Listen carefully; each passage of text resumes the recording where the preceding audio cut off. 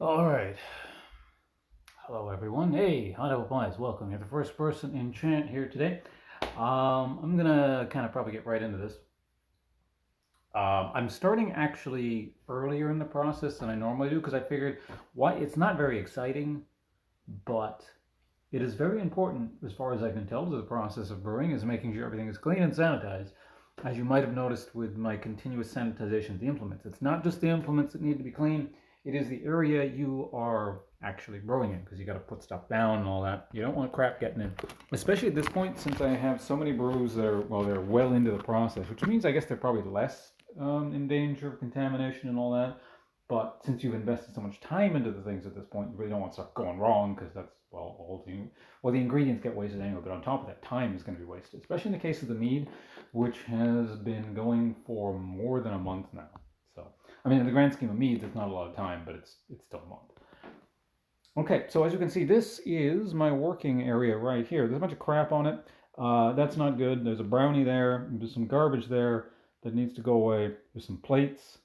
See, the empty bottles are still. There's some old bread. I forgot about it. That's actually some rye bread I made there about a week ago. It's sealed off pretty nicely, but unfortunately, there's a bit of bread going to waste. Yeah, I think I'll just throw it out.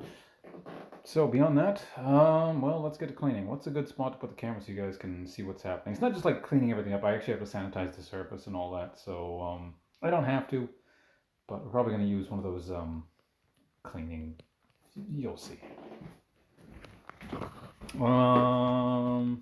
I mean, for now, the camera can go over here, I guess.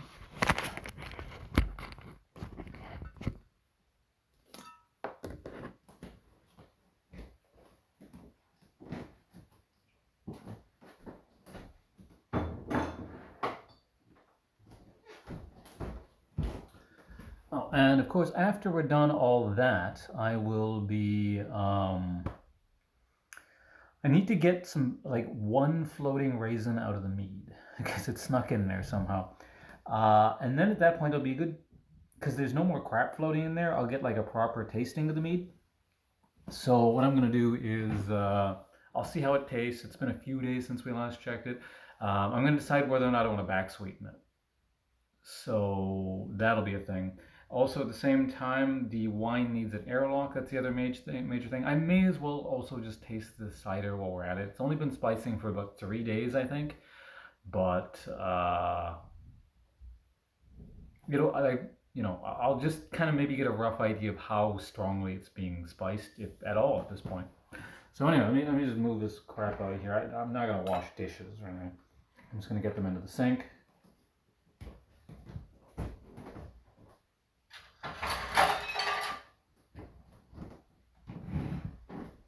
And we got some pan of brownies here. This will go away.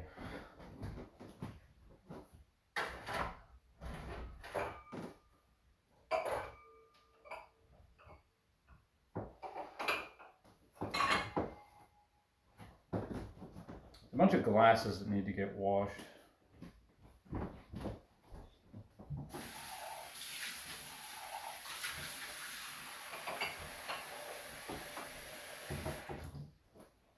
Deal with that later.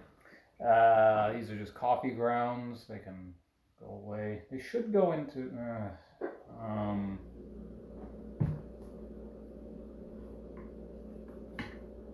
God damn it! I just spilled a bunch of coffee grounds. Fuck.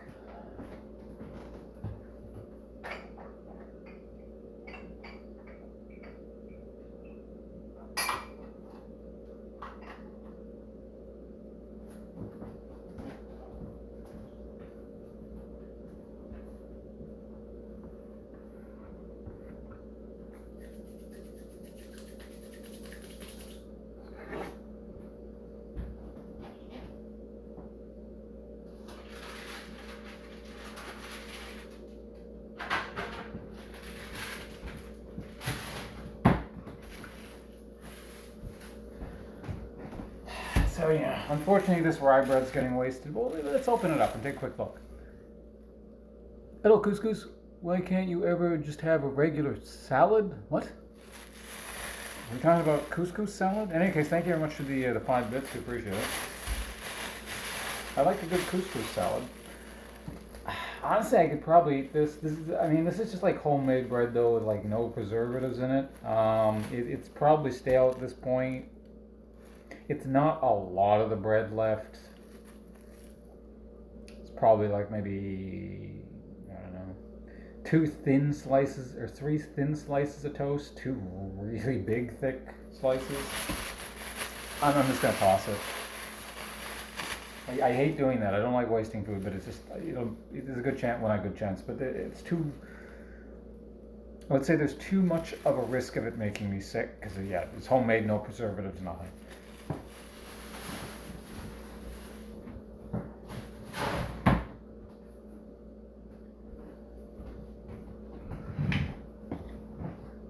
Okay, and the other thing we need to get rid of is these. You guys remember these? They're still sitting around. The old, the grape juice bottles we used to make the wine with earlier, earlier this week, right? A few days ago. So we're just gonna get rid of these.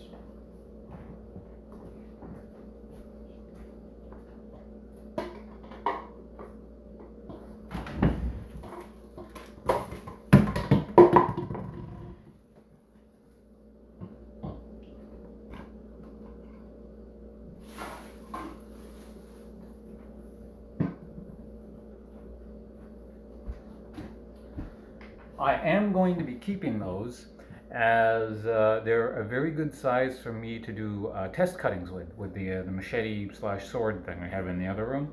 I haven't done that in a while, but I haven't also woken up at a decent hour in a while, and the weather's pretty shitty. So I'm waiting for a day where the weather doesn't suck and I wake up in the morning and I can go outside and go back and get back to cut. Oh, I also need to sharpen my machete sword thing. I should pick on what it. I should just decide on what it's actually called. Is it a sword? It's a machete. It's technically both. Let's call it a sword. It's technically designated as a machete, but it's designed as a sword. But anyway, that's not what we're doing right now. We're making alcohol.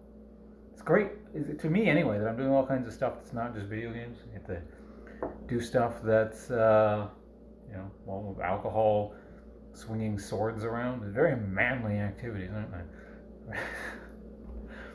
I was also thinking, now I can also start doing cooking. See, there's obviously a stove right there. I mean, I have to have somewhere. I don't have to have somewhere to cook, but it would make sense to have somewhere to cook. I can do cooking things. See, unlike brewing alcohol, which I'm very new at, cooking I am decently experienced with. I used to work in kitchens for years, about 8 years on and off, particularly while I was going through university. I was thinking I might be able to, make mapo tofu for you guys. Alcohol and swords, good combo, especially at the same time. But yeah, I've actually made mapo tofu. For those or the pronunciation you guys are more familiar is probably mapo tofu.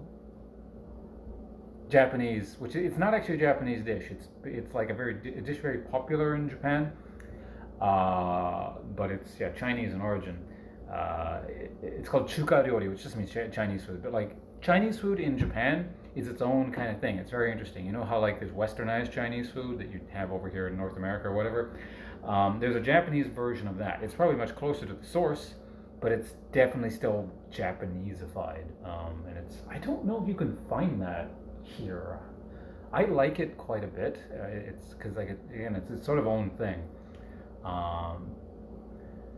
So the mapo tofu I make, it's probably more kind of it has more Japanese influences. It's a little bit different from what I can tell, like authentic Chinese mapo tofu is. There's probably a bit of a distinction. Although recently I've looked up, I don't know, it's kind of weird because I looked up a recipe and I modified it a bit just so I can work with it in my house of mapo tofu by, what is it? What is his name?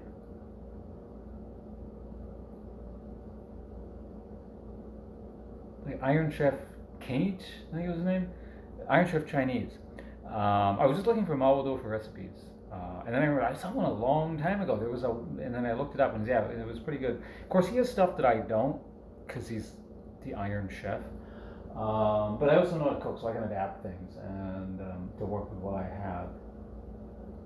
And so I've been doing something a little bit like that. So I'm wondering where that sits in the continuum of Chinese cooking to Japanese-ified Chinese cooking, because like he lives in Japan. I think he's Japanese by citizenship, and I think he's lived there his whole life. I think, but I think ethnically he's at least half Chinese. Um, so I don't really know where his cooking sits in the grand scheme of things. But anyway, what do they do to put it? I don't know how to describe that actually. It's just different. I really like it, but it is different. I'm gonna say, yeah, it's not so drastically different from say like westernized Chinese food to actual Chinese food kind of thing, which is a continuum in itself. It's all relative and what region you're speaking of in terms of cuisine Chinese food, but yeah, I don't know what the technical difference is there.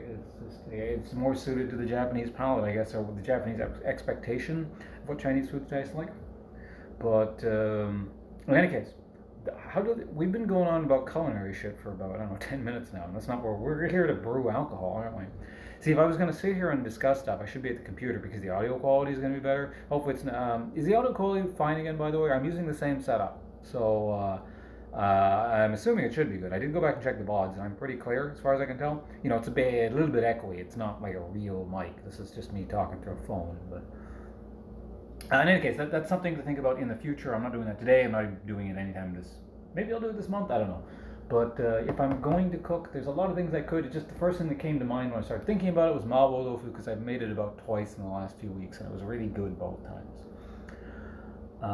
Sounds all right. Excellent. Thank you very much. All right, so let's get back to sanitization. The only thing left I need to get off the table is really this. There's a kabocha back there. I need to cook this at some point before it gets too old. Ideally, well, that was the thing. I just remembered another thing I got to talk about. I was talking about cutting stuff, right? The other reason I haven't done the test cuttings with the sword recently is because I haven't got around to using the whetstone I bought and sharpening things. I also want to sharpen my knives because, for example, cutting through a kabocha with a kitchen knife is a bit of a pain in the ass. Like I've been doing it. It's just annoying. It'll be a lot easier and less callus making, which and the calluses are not bad, but. If I have a very sharp knife, because mine's a little bit on the dull side. Also, 1 second, guys. I'm just going to move a couple things around, and we'll get back to streaming. Hold on. Give me 1 minute or possibly less.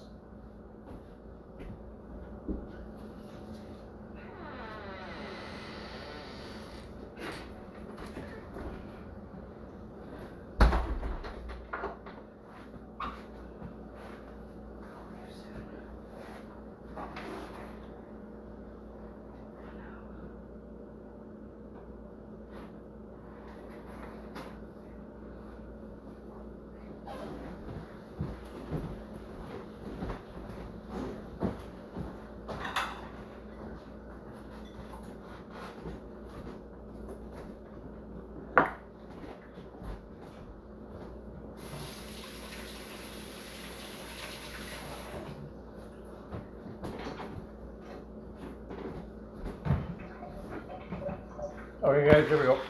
Camera's coming back. So it's a good thing I didn't get started because taking a small pizza break. I hope you don't mind. This got here, so a little bit unexpected. I'm gonna eat a little bit further back so you don't hear me chewing. It's like one small slice. It'll take me 30 seconds.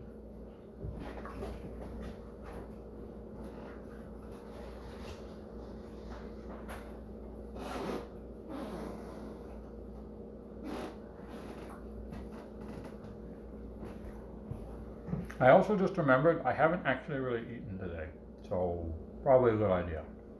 I had like half a bowl of rice earlier, and that's literally it. Oh no, I had a couple of brownies. The brownies you saw on the table earlier.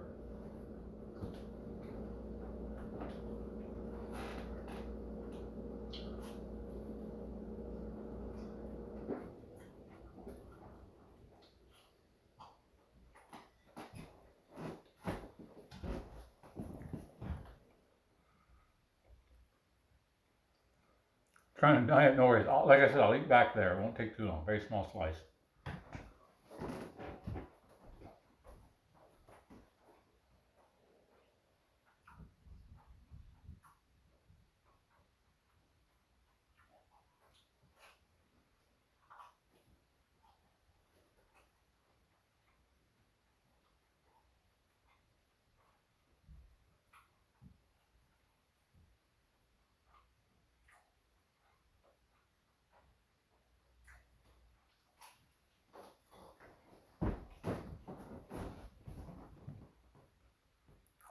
No, Caesar's, nope. It's actually Pizza Hut.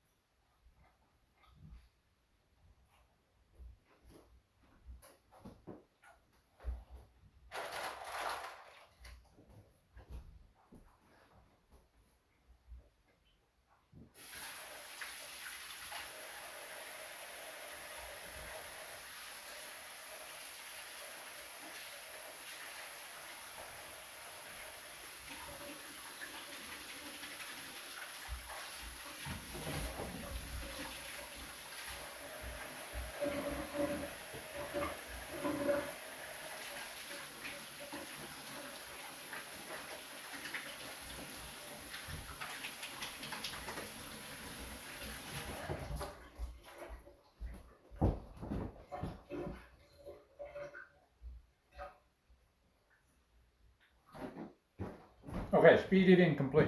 Well, mostly. One sec. Food in mouth.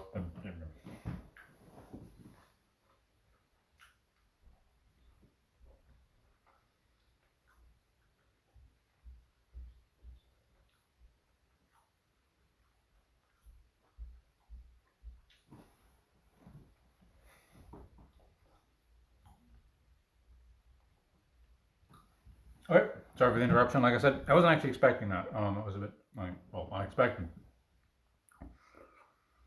How often do you drink stuff on stream? It really depends. It's just kind of a case of how much I'm making at the time and if something actually needs to be done. Like, you know, periodically there'll be small things I can do here and there, but it was only like I need to like do one thing with the wine, I'm not going to stream it sort of thing. But today, there's not a hell of a lot to do compared to the last stream, but there are multiple things I do need to take care of with the alcohol, so I would like to do more. The thing is, like, there's a limited amount of space, so it's not like I can brew a new thing every day kind of thing, so I wouldn't be able to drink that much. I don't know if I could give things, because each, for example, if I started a new brew every day, or maybe even other day or something, each gallon makes about 4 bottles, let's say. Let's just even it out, make things simple. Let's say it makes 4 bottles. Probably makes a bit more, but it's 4 bottles. Um, that's 4 bottles of alcohol a day. I don't think I can give it away fast enough, and also that would actually start to become expensive. So, um, I can't even. I know, like, for example, there's a YouTube channel I watch that does alcohol brewing stuff, and they try and do like one new project a week. Let me just move something real quick there. Hang on. Even that would be too much for me. Like, I don't drink that much. Plus, you know, I'm not working with unlimited funds here. I do have to watch the wallet, as it were. So yeah, long-winded answer there. And for I don't. It's hard to estimate how much I'm going to be doing drink streams. I like to do them whenever I can. I really enjoy this process. It's like my new thing. I'm just kind of like thinking about it off stream very often, kind of thing. Going to bed and it's like, well, let's see now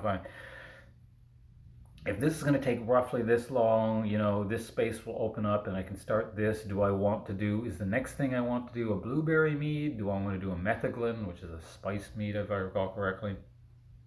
So there's a lot of stuff I want to theoretically work on. But anyway, let's start the process of what we're actually supposed to be doing here, which starts with sanitization of the surfaces we're working on. Yeah. I'm going to start with just a bit of soap and then we're going to get more things. I'm not going to go overboard. I did just clean this table a few days ago very thoroughly. You know, when we were doing the wine stuff, but yeah.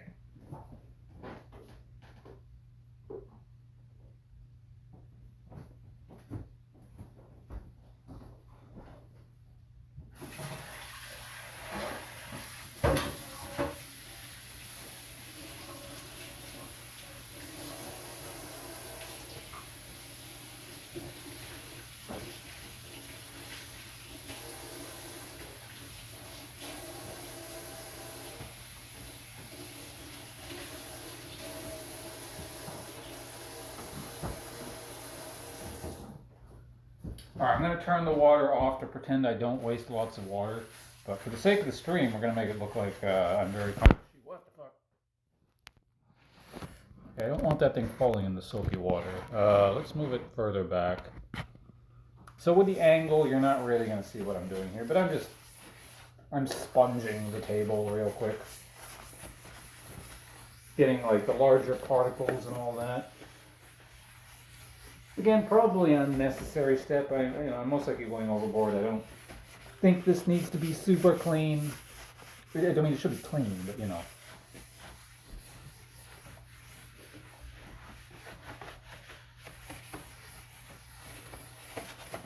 Within reason here. Like I said, I literally just cleaned it a few days ago. Very, very thoroughly.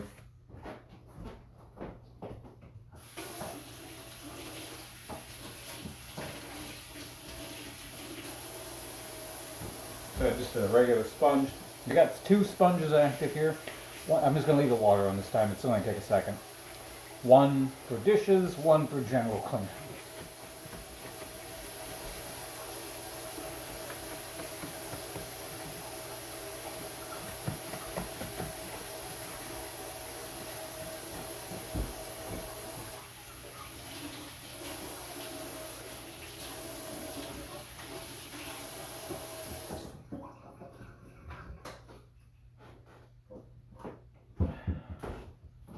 Gonna get a Lysol wipe.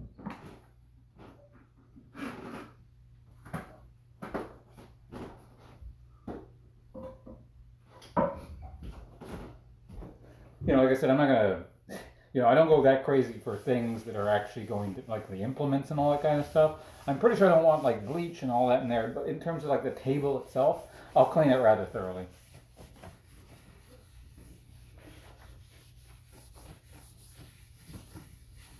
Because Lysol is not food grade.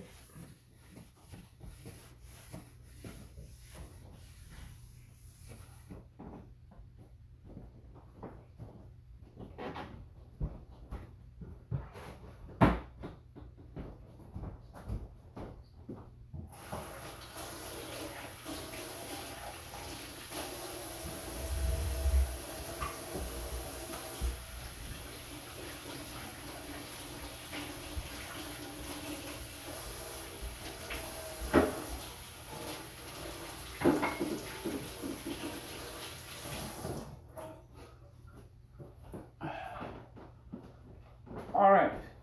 Now, with that out of the way, I do want, also hello side effects. I do want to give this a bit of time to just sort of dry out. It's just sort of Lysol stuff everywhere. But in the meantime, there are a few things we can be doing. Let me actually move the camera back to a better angle now that we're not like wiping stuff down. We need a bucket of sanitization liquid. How much do we need today?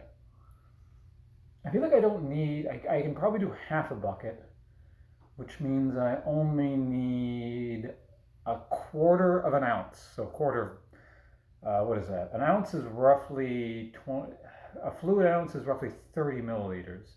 So it's basically a shot, right? Shot glass. So a 1/4 of a shot into half that bucket over there should roughly be fine. And the only implements I need today are the graduated cylinder. Do I need the hydrometer? I might, but I might not, so I'm going to leave it over there. If it looks like I need the hydrometer, I'll just go get it. So we need the turkey baster, the graduated cylinder. I think that's it. I think that's all we need today. All right. Well, why don't we take a journey over to the wine? I'll show you what's going on with the wine right now, because it's a bit of an unusual setup. Like I said, I didn't. If you guys remember here last time, I didn't have an extra airlock. I ran out of those. Um, I was making it. I realized, oh crap, I don't have a third airlock. Now I have four because I ordered some off Amazon. Took a few days to get here. It's here now. So I had to do like the cap method, where like I just leave a loose cap on top of the carboy where it's fermenting. You guys will see in a sec. I mean, again, you saw it at the end of the stream. But I also didn't have a place to put it, and I didn't want to put it inside something because I didn't know whether it would blow up or something. Turned, yeah, obviously I knew it wouldn't. I didn't know, but it was like 99% certain it would be fine. But just to be safe, I just kind of left it out on the floor, inside a bucket, inside a bag. No, inside a bag, which is inside a bucket, which is inside a box. As you can see, right there. So where can I leave the camera so you guys can see what's happening here? How about here? You guys want a floor cam? We can do floor cam. There we go.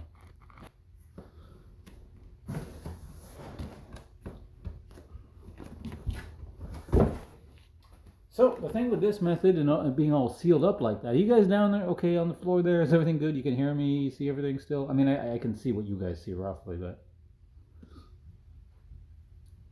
So yeah, it's inside a bag, which unfortunately, like, seals all the gases kind of in there. They don't flow very well, so it doesn't actually smell very great. With the previous brews I was making, there was kind of like a slight unpleasant smell, kind of like, well, a fermenting fruit smell. It was really strong with this. It's not so bad now because it's been a few days, but it's as strong as I smelled with that. And that's fine. I mean, it's fermenting fruit, so it should smell like fermenting fruit. But yeah. Anyway.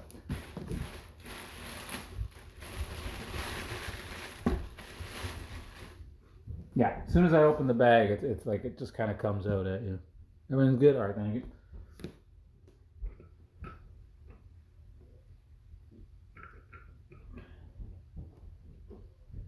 Okay, I'm going to seal the cap for now because we're going to be moving this thing around. Let's bring it out so you guys can see it. Here is the wine right here. Obviously still very cloudy. There's just yeast floating around in here. You can see the raisins maybe floating at the top. Let me move the camera so you guys can maybe see it.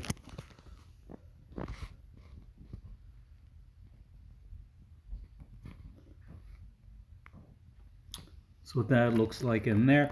Given enough time, it'll start clearing up. But like I said, this is, you can probably see a bit of sediment at the bottom as well. That's the dead yeast, the lease as it's called. Hey, Blind, how you doing? Good to see you. We're doing my weird janky camera or phone recording setup, so we're pretty all over the place. But yeah, this is the wine here. The other alcohols are in there. We'll deal with that later. Why did I come over here to get the wine? I don't remember. Oh, because I need the bucket. All right, of course. So yeah, this has only been fermenting for about 3 days now. Let me zoom in, actually. You guys can probably see those. I don't know, can you? I know it's a bit fuzzy. But you can definitely see the line of bubbles. It's still fizzing up. So yeah, the yeast is doing stuff, which is good. In fact, if this has been sealed for a while now, you might be able to hear this. I probably have to seal it for longer this, but there might be a slight psst if I open it. Do you guys hear that? That was super faint. What kind of wine? This is just super basic. It's like really basic. It could have been more basic, but it's just grape juice, yeast, and sugar is the base recipe. I could have just done that, but I was like, okay, that's a little bit too basic. This is the third thing I'm making. Let's experiment a tiny bit. So I added in some chopped raisins and black tea to add a bit of tannins and mouthfeel, allegedly. You guys did hear it? Okay, yeah. That was just from it sitting. If you shake it around, which I did earlier, because you want to probably shake this around early on once per day just to keep the fruit cap, aka the raisins, moist. When you shake it around and then open it, you hear like a really big psst, like you're opening a can of pop or something. So yeah, what that is that's the CO2. That is the waste products of the yeast, which are floating around. I was going to say at the bottom, but they're all through the liquid right now.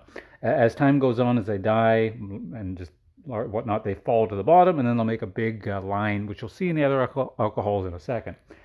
But yeah, the CO2 is one of their waste products, the other being alcohol.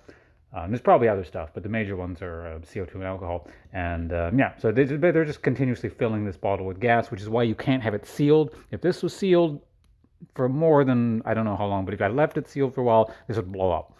I don't know where it would blow up. If I had to guess, probably something in the neck would break, but it would blow. So that's why we have the airlocks, which I just got today, which I just remembered I need to wash those things. So that's another thing we can do. But anyway, let's get back to it here. I'm dragging, I realize I'm kind of dragging this out. Well, I'm not intentionally dragging it out, but there's not a ton to do today. So the stream for the alcohol portion won't be nearly as long. Here's just the bucket I was keeping stuff in. This is going to hold the sanitization liquid, so I can sanitize, well, all the tools we'll be using to mess around with the alcohol today. Now, ideally, I didn't want to really be doing things today, but this is a result of me not having the airlock the other day, and also I want to correct something with the Mead a little bit. All right, so let's bring the camera back over here. I got my bucket. There is a fruit fly flying around, which is, I don't really want it there, but I think the alcohol fermenting might be attracting stuff. All right, I'll leave you guys here because you don't need to, an up close personal thing watching me, clean a bucket. Like I said, I'm just gonna fill this with some stuff. Water.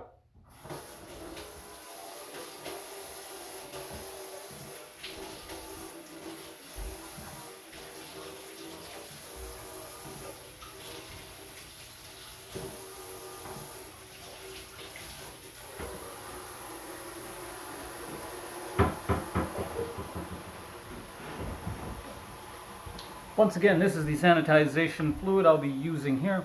It's iodine based. You don't want to use too much of it. You dilute a tiny bit into a ton of water, but otherwise it is food safe. It's just presumably you don't want to have it undiluted because yeah, it's like literally 1 ounce to like 2.5 gallons or something like that.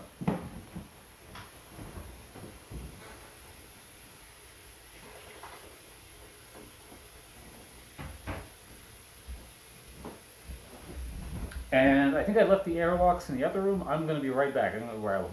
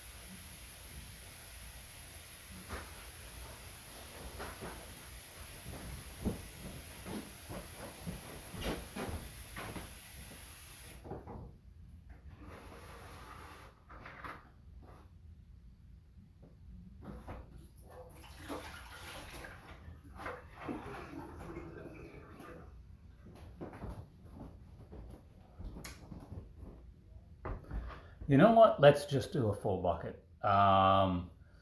Quarter of an ounce, half an ounce. We're not gonna. Let's not be cheap with the sanitization fluid.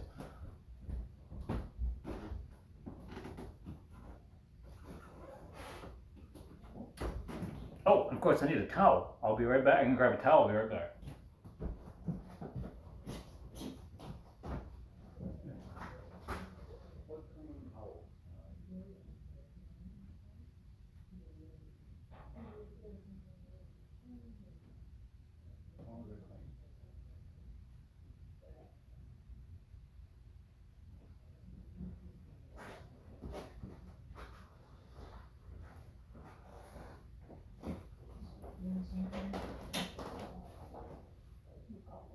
Small anyway. I don't want to take too much space. Well, I guess I can fold it. This small? Not for today, actually.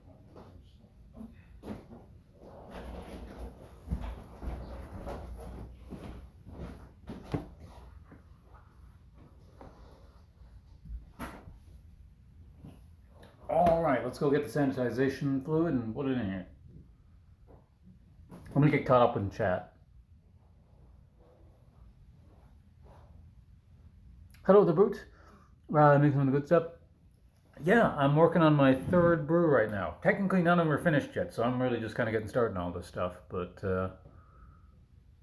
I have mead and cider in my cellar, aka bathroom closet. They are in my kitchen closet, so similar boat.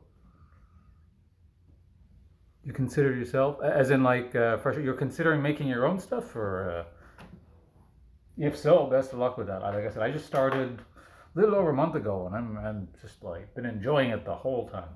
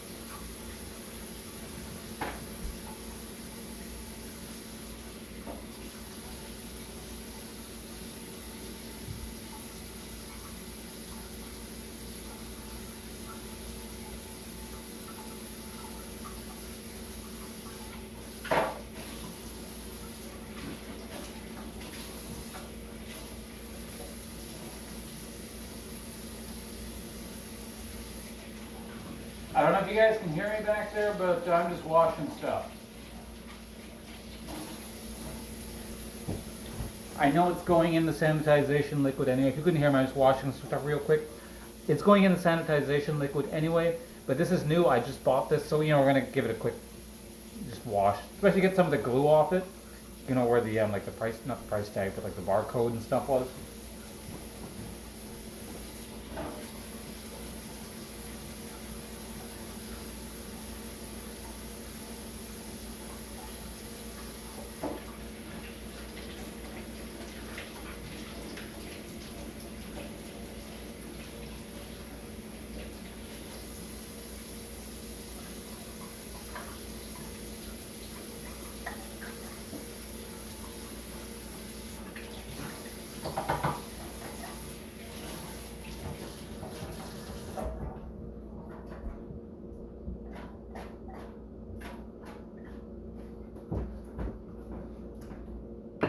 Okay, here we go. So what I'm doing is this sanitization stuff. It does come with a measuring thing at the top.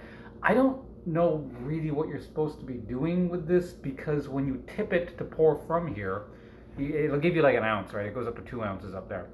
When you tip it, like the liquid from here just goes up into there, so doesn't seem super precise.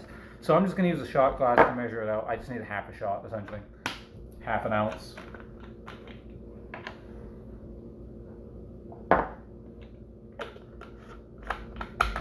Actually, let's use the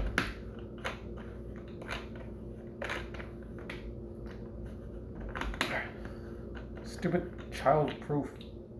Wait, have I not used this side? Okay, apparently I haven't used this side. I don't feel like fiddling with that little plastic seal thing at the top of stuff. So we're gonna go back to the original one here.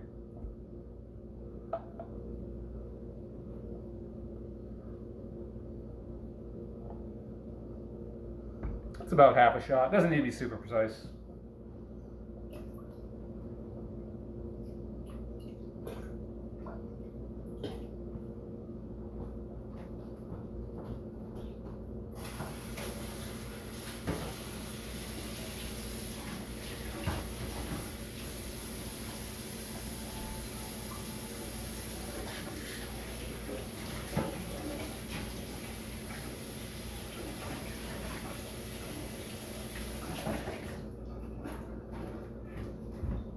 Gonna wash the shot glass out really quickly as well, because it is, this is food grade and whatnot, but I still drink out of that shot glass, so we'll just rinse it out quickly. This stuff also does stain too, if you leave stuff in it too long. So I don't know if it stains glass, but I know it stains plastic, or allegedly it stains plastic. It hasn't stained any of my plastic yet.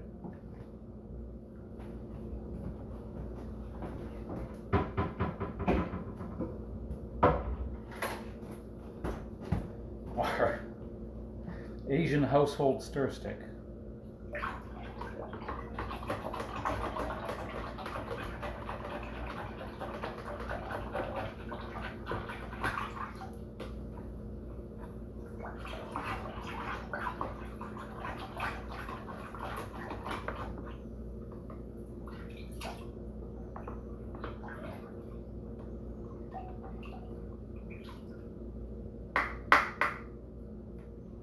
All right, we have ourselves some sanitization liquid.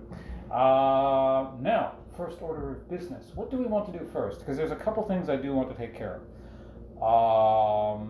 I guess the easiest thing is putting an airlock onto the wine. That wine is way too young to even taste. Oh, I'm missing a bit of chat here. Unfortunately, because I'm on the camera, I can't like see all of it. I guess, can I scroll up on this chat? Let me take a quick look. Oh, I can. Consider brewing. Okay, yeah. Again, if you do, I'm not going to consider, like, obviously I'm not an expert on it, so I wouldn't, follow what I'm doing exactly. Basically, I just, one day I decided I want to do this. Well, that's not true. A long time ago, I thought, it'd be interesting to do this, and I looked a little bit of stuff up, and then much more recently, about a month ago, just one day I decided, all right, let's actually do this, and I spent a night looking stuff up. I was watching YouTube videos, and then in a few days I started doing it. So it's not massively complicated. There's some steps to it. You kind of need some stuff. You actually don't really need anything if you don't want to. You could just technically get a bottle of juice and dump some yeast in there, and that's really, if you want something bare bones, is all you need. But I went out and bought a few things that didn't cost me too much, some specialized equipment, and I assure you, I'm very cheap. So if it wasn't pretty cheap, I wouldn't be doing it, or I wouldn't even be bothered. I'd be doing it like the super bootleg way with no equipment whatsoever. Yeah, it's a very fun process. It's interesting to have one of these sorts of interests just kind of crop up out of nowhere for me, because I'm like that kind of, my personality is more like, if I find something interesting, like I really fixate on it and really just kind of, I don't want to say obsess over it, but I think about stuff like that. And I haven't had anything like that for me in a while, where I'm like, all right, I really like this, let's invest a lot of, at least thought process, if not time. Even looked into stocked honey prices. Yeah, if you want to make mead, honey is a bit expensive, especially here in Canada. Again, for my first mead, I just got like super basic. Has to be pure honey. Like, it can't have additives and weird crap in there, or I think it shouldn't. But I still got, like, I don't know, yeah, super basic. I think I just got like the Compliments Safeway brand, like the store brand honey, and it seems to be turning out perfectly fine. Would it be better if I used like super expensive honey? Probably, but I've tasted it. It's coming along nicely. It's not done yet, but it's got a good flavor to be working with. So you can get like 5 to 6 pounds for 20, 25 bucks on them. How much was mine? Let me actually see how much honey is in my thing.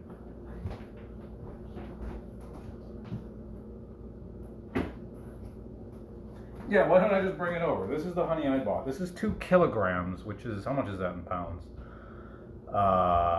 Like almost 5 pounds? Wait, how does the conversion work? I don't know. What is that in freedom units? I realize most of you guys are probably American. Well, I don't know. Are you? I don't actually know. So this is 2 kilograms of honey. This cost me about 11 bucks, I think. I could have gotten it a bit cheaper, but I wasn't paying attention to other stuff. But yeah, this is like, I don't know how good or bad this is in the grand scheme of things, but it's just honey. There shouldn't, I think the ingredients just say honey, and there's no other crap in there. So I was going to say honey's honey, but that's not true. There are tiers of it, but this seems to be working fine.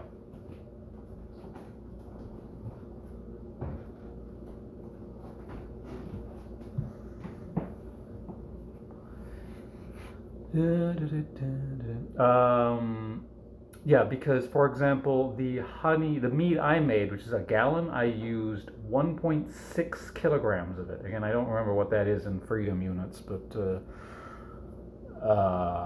that's more than half, obviously. Well, 1.6 kilograms of 2 kilograms.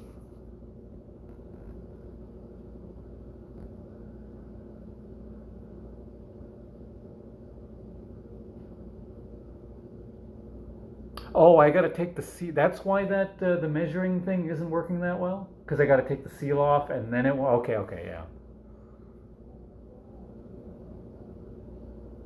Hey, the brew. Thank you very much for the Twitch prize. I can actually see subscriptions on this thing.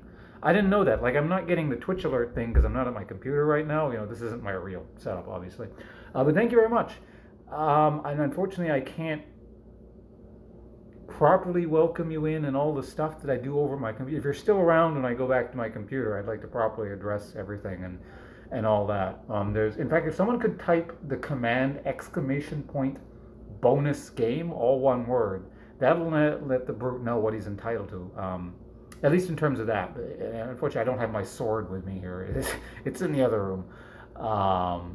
So I can't properly welcome you in. But thank you very much. I really do appreciate it. I'm glad to see. I think you're the first new subscription while I'm doing the brewing thing, which is great because, like I said, I really like this brewing process. If I could do this every day, I'm almost tempted to say I'd love to become a brewing streamer or something. But obviously that's not very realistic. There's only so much I can do in my house. Think about Bill sanitary targets being a good, easy, cheap way of sanitizing. I have nothing. I don't know anything about that. I have that Iosan stuff because I saw it on super sale. Normally I think it's like 60 something ounces in there. It's like 60 or 70 bucks or something. I got it on sale for like 30. It was just a coincidence. The day I was looking at it, there was a short-term Amazon sale. They were trying to get rid of it or something. I don't know. Maybe it's really bad for you. I'm not sure. But the reviews I saw seemed to indicate that it was fine. So if I can get it for like half price or less or whatever it was, that'll last me probably until I get bored of brewing or something. So. Honey by the gallon. Yeah, I imagine if you buy honey in massive bulk like that, you'll get a good deal. The thing with me is I'm still trying to be as cheap as possible, and I realize if you buy in bulk, in the long term it's cheap, but I don't want to be spending money in chunks here. I am working under something of a budget, being a full-time streamer at all. I don't have funds where I can just go, all right, buy everything. That would be bad. Local bee farms to get it cheap. The thing is, I feel like if I went to a bee farm, it would be more expensive. At least for me. Canada's interesting with food prices. 4.4 to 4.5 pounds. Okay, excellent. Freedom units. I mean, yeah, that's the bonus game thing there. If you're interested, it's obviously not mandatory. I can't make you do that or even say you should do that, but it's an option. Again, thank you very much for that subscription. I do very much appreciate it. Send booze, much needed. It's actually illegal for me to do that. I don't think I'm even allowed technically. I mean, it was in the country. I don't think they inspect the packages that much, but I'm pretty sure it's illegal to send alcohol across the border because I'm not allowed to sell this stuff. I can drink it. I think I can give it away. But I can't sell it, can't ship it.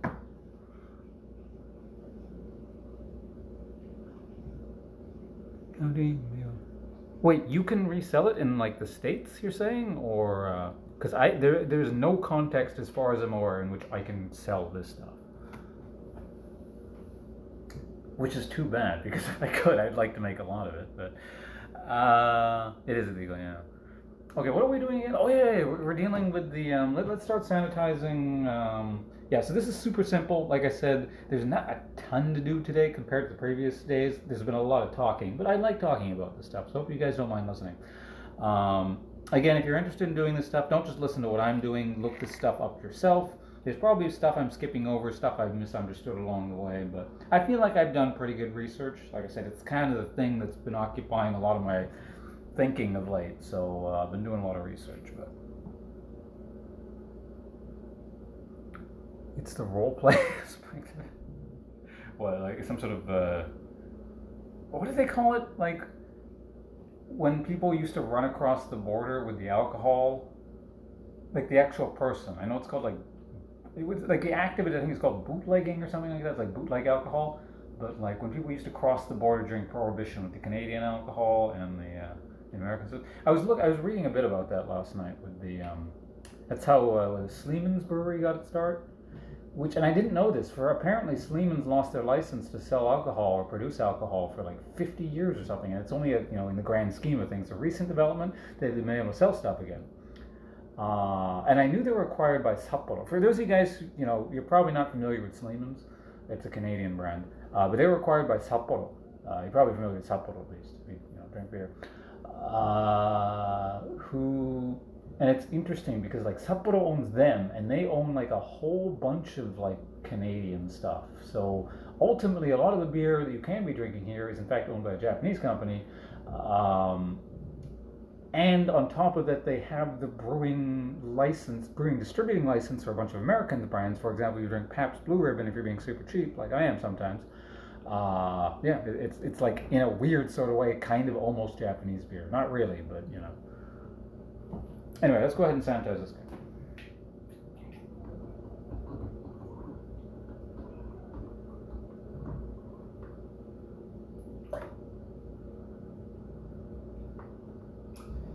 So, this thing here, this has not been fitted to a carboy yet.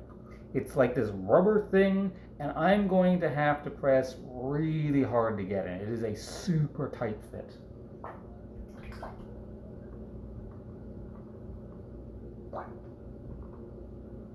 I could probably run it under like super hot water so it's a bit more malleable, but I didn't do that with the previous one, so I'm not going to mess with the system for now. I've never had Suntory whiskey. I was actually looking that up, and incidentally, I was also looking that up last night. I was reading up on whiskey and stuff like that. I would like to try it.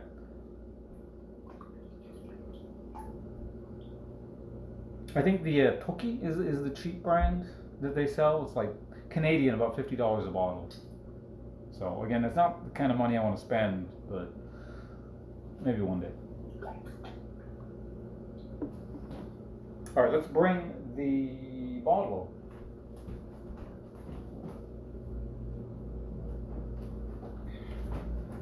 Once again, I could take like an alcohol reading on this with a hydrometer and stuff like that. It's not. This has only been in fermentation for about 3 days. It's definitely not done. It's got yeast flowing all through it. I don't really want to taste it right now. It might be kind of funny too, but I'm just not going to.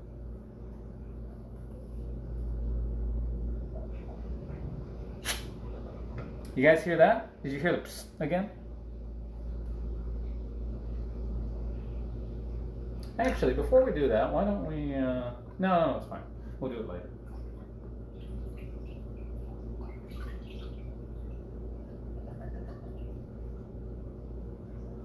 I'm just filling up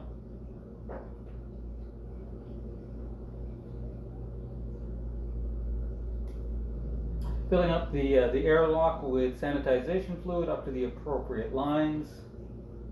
That's about good. Okay, so that can just sit there, I guess, for now.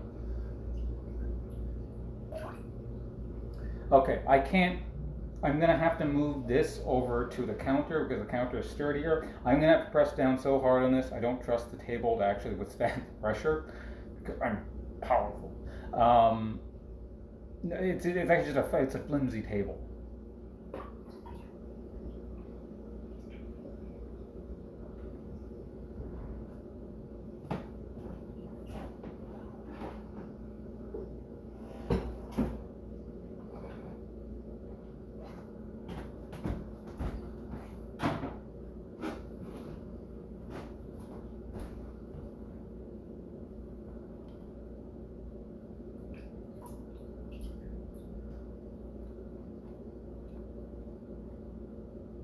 You know what I'm gonna do? I'm not gonna put it under like super. I'm gonna actually run this under like the hottest water that comes out of my tap, so not like boiling water or anything. See if I can make this a bit more malleable. Briefly dip it in the sanitization fluid, and then I'm just gonna cram it in there because it's already full. I don't want to break anything.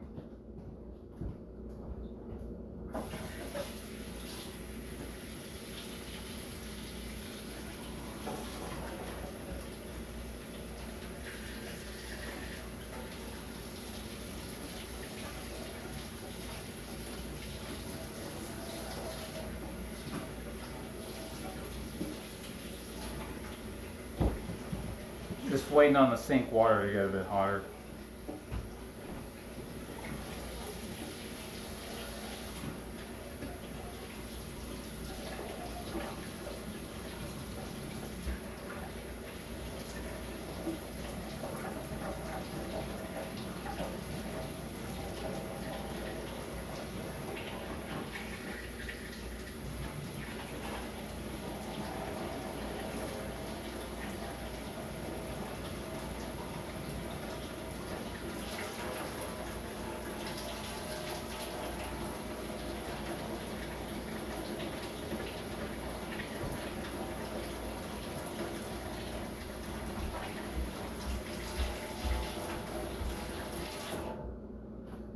Definitely feels a little bit softer. Just quick dunk before it cools down too much.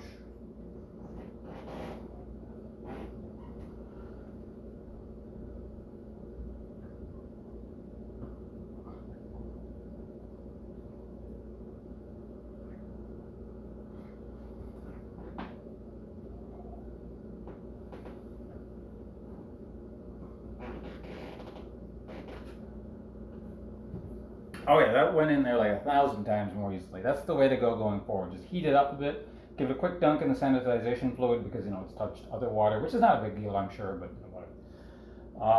And yeah, let's just quickly re-sanitize this, I guess. Shake it all. Well, why did I re-dunk that in there? I just got it dry. I don't want it dripping wet.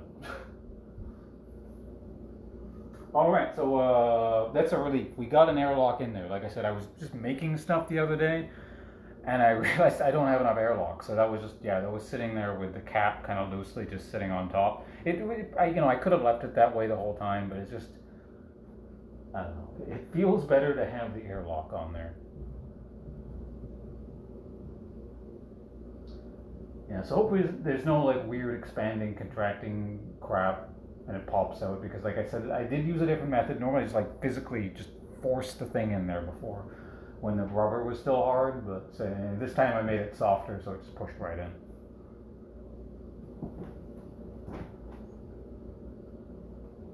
Yeah, it looks to be holding, no problem. Alright.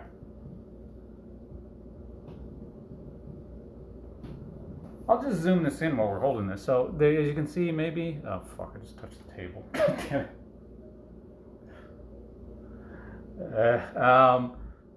As you can see, maybe you can see there's like lines on this thing. You just kind of fill the sanitization fluid up to those lines, and then when the pressure changes, all the gas that's coming out of the alcohol will go up into there, come down into there, force the liquid out of the this side over here. If you guys can see what the hell I'm pointing at, I don't know if you can. And then all the liquid will go over to this side. So what you guys are seeing on the right side of the screen, I believe, this one over here.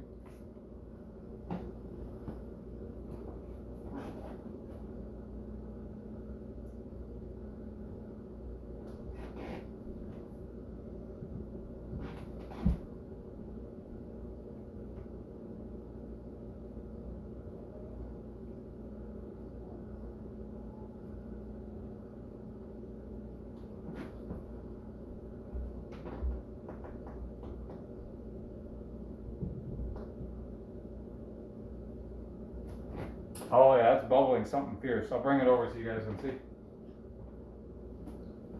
It immediately pushed all the liquid out of the left side, and you guys can see it probably bubbling there. I want to say this is actually bubbling faster than the cider I made the other day, and that was bubbling really fast at the beginning. All right, so there we have it. I just need to find somewhere to put this now, because my cabinet only holds 2 of these carboys at the moment. This is the 3rd thing I'm making. Now all 3 of my carboys are filled. Fortunately, I don't think I really need to transfer anything into a new one at any point soon. Also, the cider will hopefully be done, I want to say, within 2 weeks. Less than 2 weeks, I'm hoping. And that'll free that up if I need to transfer anything to something else. So, yeah. Speaking of which, do I need to do anything with the cider?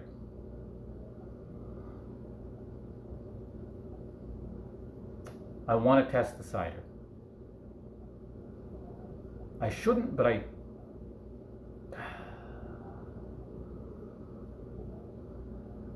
I've never spiced anything. Well, I mean, it's the second thing I've ever making, but I've definitely never spiced anything before. I just kind of want a gauge of how spicy things are getting. I don't know how spicy I like my cider, essentially. So, let's go do that. Let's just check up on the cider. It's not gonna kill it, if I open it up. It'll be okay.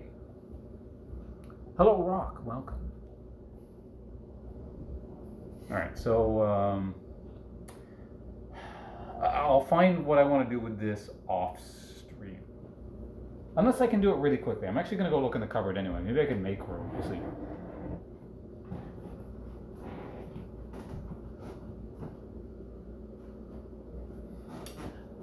Actually, I just realized since I have nowhere to put it, let's just leave it on the table. It can stay here.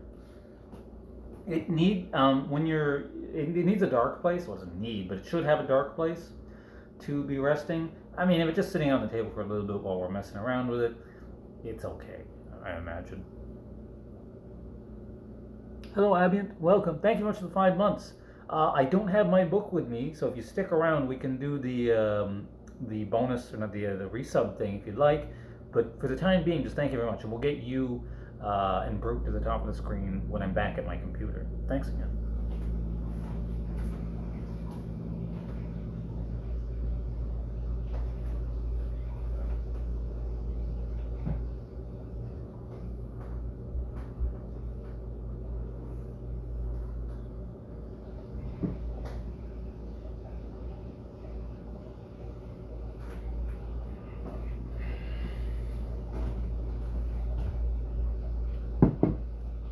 Okay, so this is our cider here.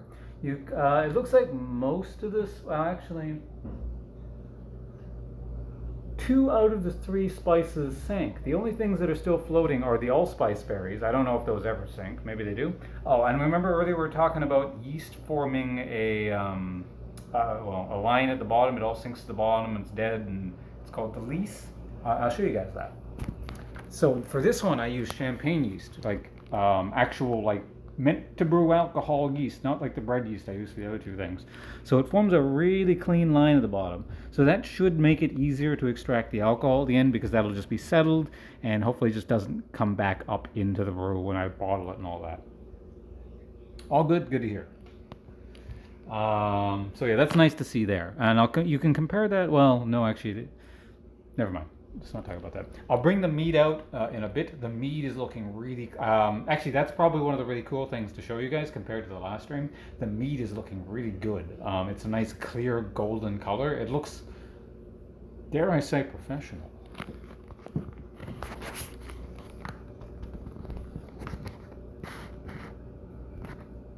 Okay, so again, all we're doing here, and this is a totally unnecessary step,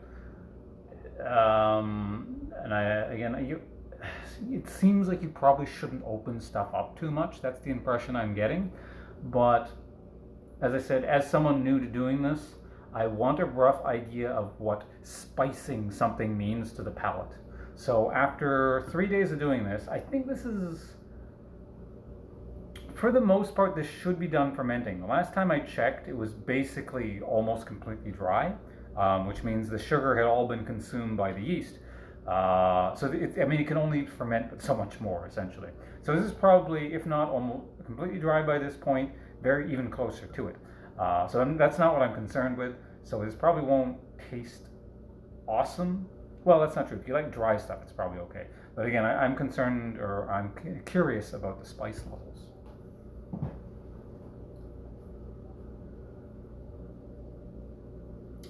Do I want to re-sanitize the airlock? I mean, it's only been 3 days. I don't think I need to if I take it out. We'll see. Actually, hold on a sec. I need a couple of implements. I'm going to get my turkey baster.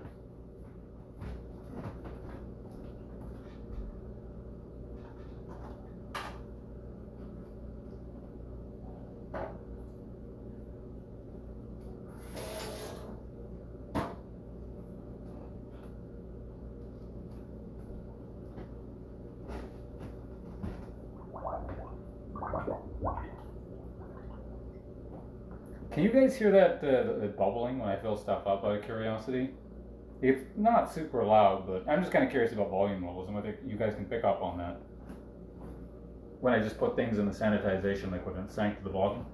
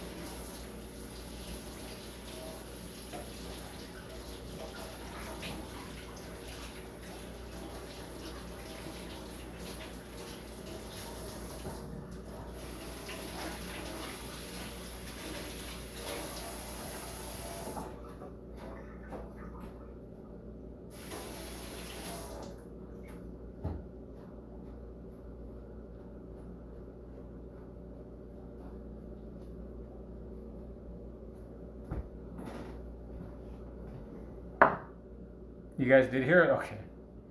Alright, so is there a reason not to sanitize the airlock? No.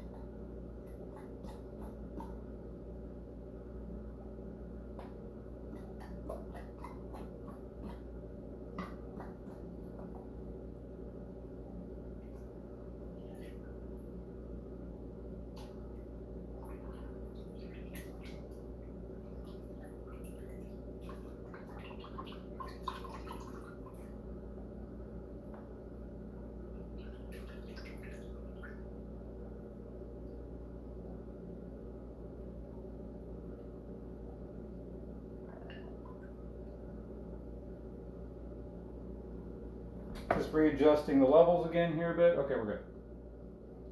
Alright, so what we're doing, once again,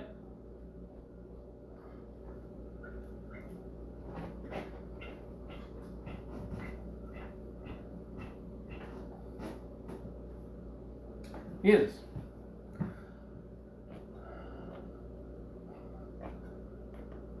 where's the food? You missed it. I was actually eating pizza on stream earlier. So that's your fault. So yeah, once again, what essentially we're drinking right now, or we're going to test the taste of, is unsweetened, uncarbonated, dry spiced cider. So again, I don't expect this to taste awesome. I simply want a rough idea of how much the spices have affected sort of the base canvas we're working with here.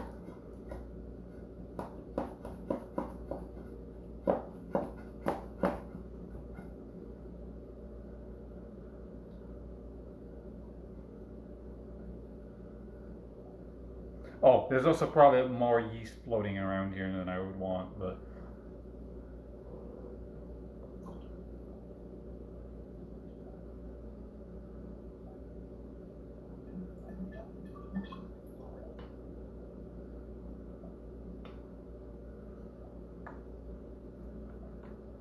I can get a bit more than that, I guess.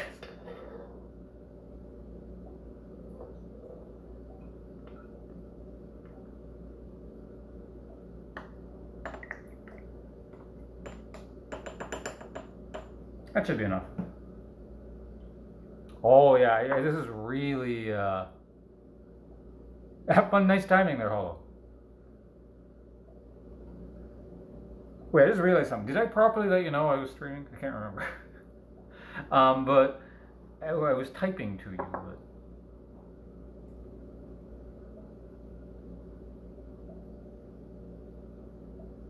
Yeah, I can really smell the spices already. It's actually, I think this is clove.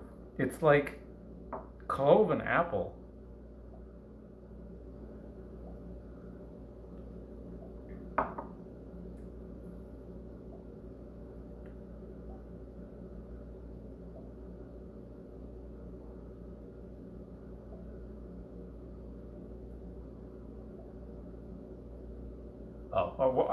Yeah, I'm not really sure what I messaged you last, but we can discuss that in a bit. I guess. This is interesting. Yeah, it's gotten even drier than the last time I had it. It tastes like, oddly enough, slightly less alcoholful. I mean, the alcohol content would have gone up since I last had it, but it tastes a little bit like,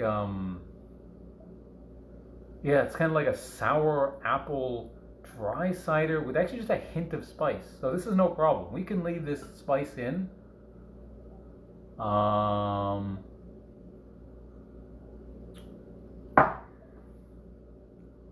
Actually, that last sip really gave. Yeah, actually, it's more clove than anything.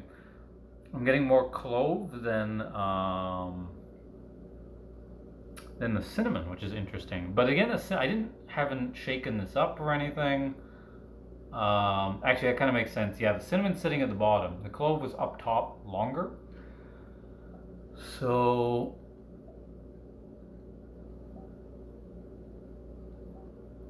was there a new airlock? Well, the other thing was I had a job today, so it feels like I've been streaming a long time. I actually was kind of streaming, but it wasn't my stream essentially. So that's a bit of a weird case. I'm not sure what that means. Oh yeah, it's a bit of a side here. I actually had a casting gig, like esports casting. I haven't done that in a long time. Presumably there's less of it going around with the whole lockdown stuff. But hold on, we'll talk about it. I want to close this up. I don't want to leave this open. But yeah, once this gets mixed up later with sugar, I imagine we're probably gonna get more of a cinnamon taste. But yeah, for now the spices are not overpowering this. I think it's good. That's mainly what I wanted to know. Clove, it's a spice.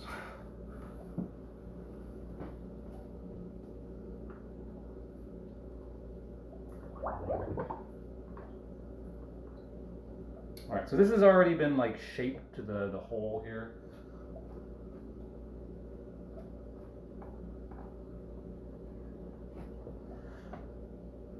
So I can do this over the table. I don't need too much force to get it in here. I think that's probably good enough. All right.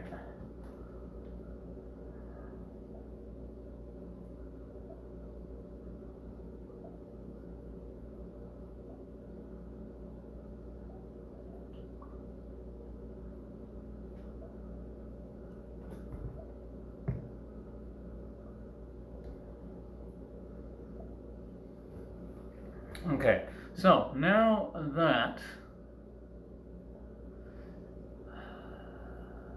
I'm not going to shake it because that's interesting. We're at neutral pressure here. Is it slowly pushing out? I mean, I'm kind of like watching the airlock kind of closely. Oh, this is actually kind of interesting to see. You know what? Let's bring the camera in. You might not be able to see it, but do you put it in cheese? I don't know. I don't really use clove very much. So here is the airlock right here. Again, this isn't super clear. Maybe it'll clear if I just leave it for a minute. But I think the pressure is very, very slowly pushing. So I know it's still kind of releasing CO2. I was thinking of shaking this up, but then I realized actually I might have put some oxygen in here, and I don't want to mix in oxygen into the brew at this point. I think that will turn it into, it has a chance of turning it into vinegar. But yeah, I at least can very, very slowly see that liquid line pushing down. It might be difficult to see over the camera, but yeah. So gas is pushing out. Once this, I might shake this in a day or two. We'll see. I might just totally leave it alone. All right.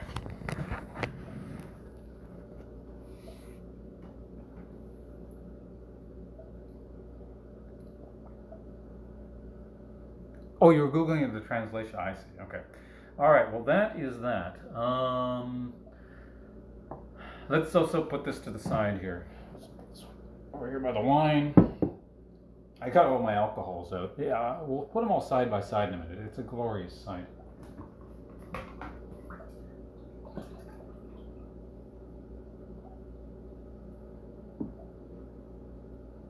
Okay, lastly, and this might brewing is a very long procedure. I mean, it depends what you do. For example, the mead I'm making will take at a minimum 2 months, probably. Whereas the wine we did at the beginning, and you still see it here, I expect this, allegedly it should be done in about 3 weeks total. So, I mean, it's still long either way. Actually, I guess, no, the cider might be done the quickest. Even though it's apple, allegedly apple should be resting longer, but it's sweetens. But whatever, let's talk about this later. I'm gonna get the meat. I'm gonna try and move this very slowly so I don't disturb the lees at the bottom, because I want to show you guys the color of this. It's very, it's much more clear and it looks really cool.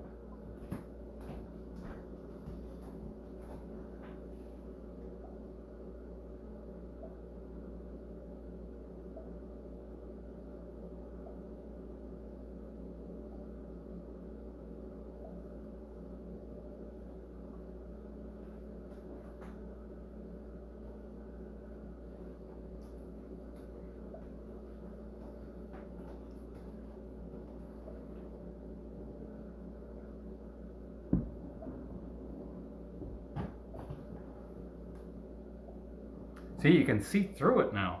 I might have disturbed the lees at the bottom just ever so slightly, so it's like, yeah, it's still pretty clear though. Let's bring the camera over.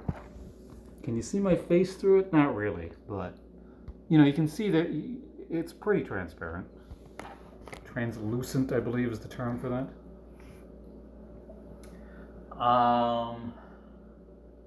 So the only thing I really want to do with this,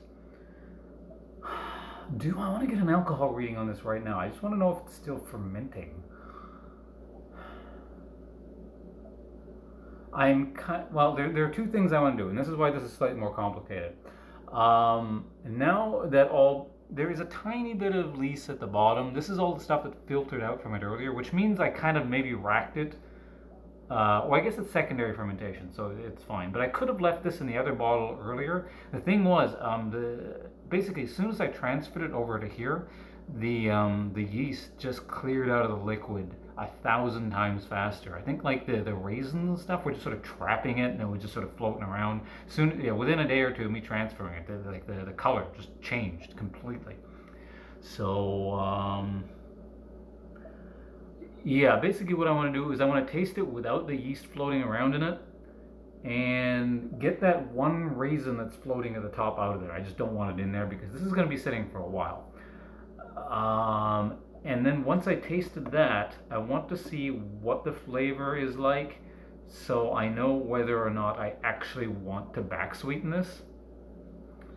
And the thing about back sweetening is if the yeast is actually still active, and I could, if I wanted to wait a long time to measure it more, I could tell whether it is or not, but ultimately I'm going to find out one way or the other. If I want to add more honey to this to make it sweeter. The other thing that would do is I could add some more water to it with honey in, just so I could, get it all mixed up, and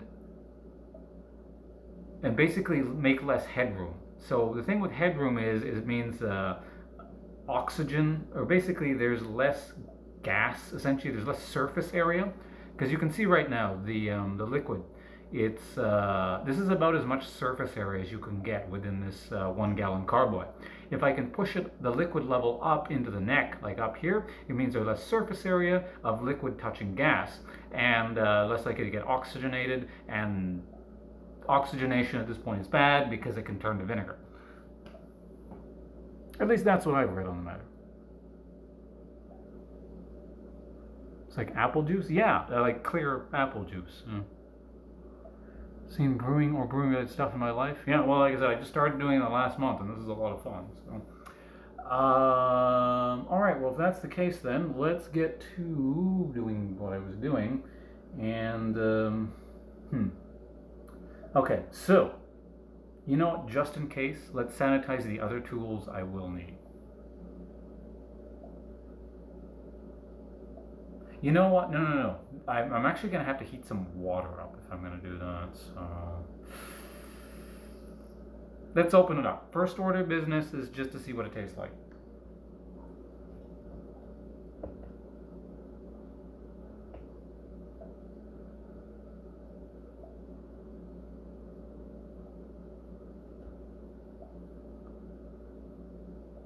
A lot of research? I did, yeah. But the thing is, it's like fun research. So it's not, research, makes it sound like I'm going out of my way and it's, oh my God, homework. I enjoy doing it. That's why I end up watching so many videos and reading so much stuff about it.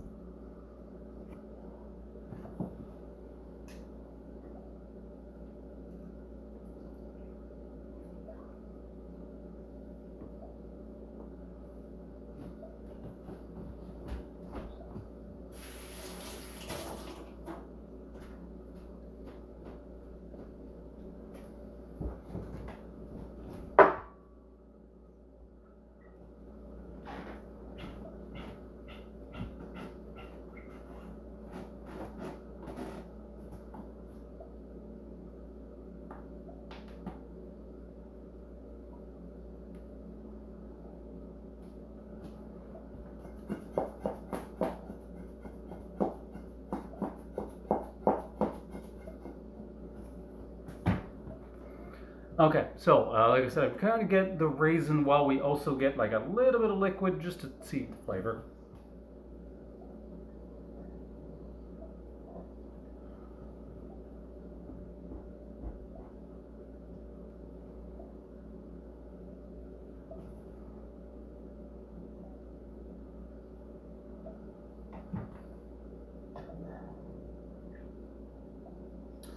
That's actually a bit of a problem. You know what? I can fish it out probably with a chopstick, and then.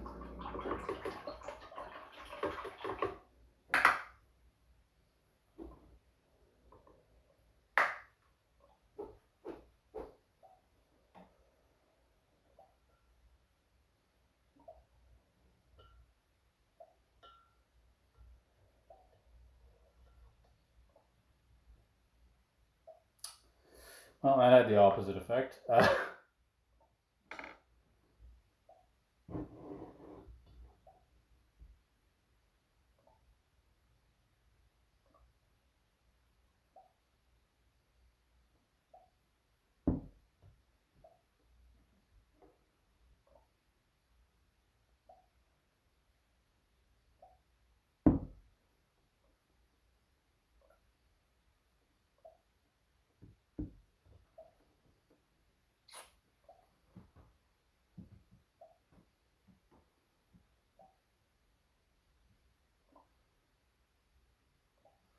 You know what? I might just have to leave them in there.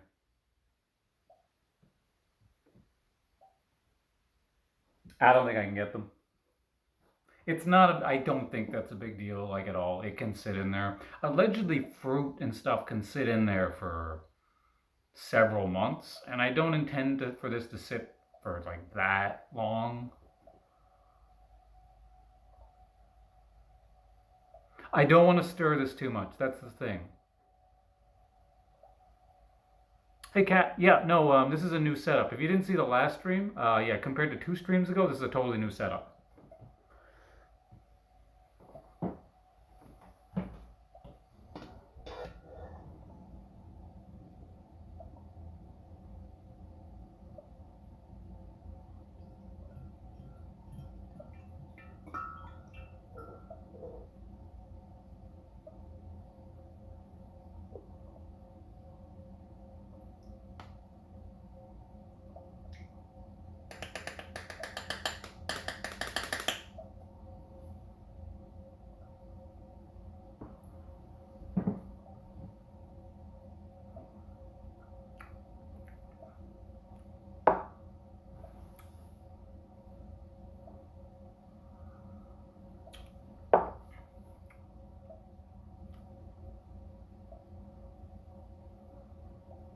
Nope, this is fine. I'm not touching it.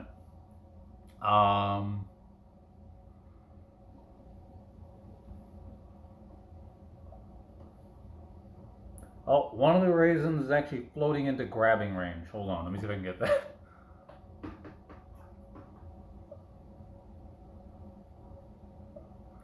Also, every try I get, I can, I'm a bit closer to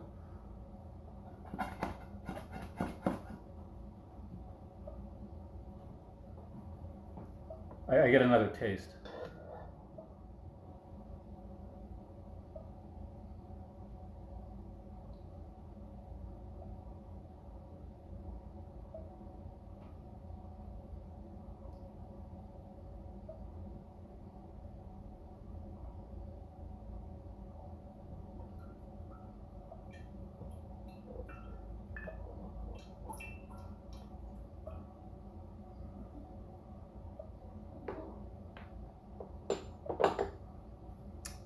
Nah, I can't get it. Like I said, I don't want to mess around with this too much. I don't want oxygen getting in here, which it already has.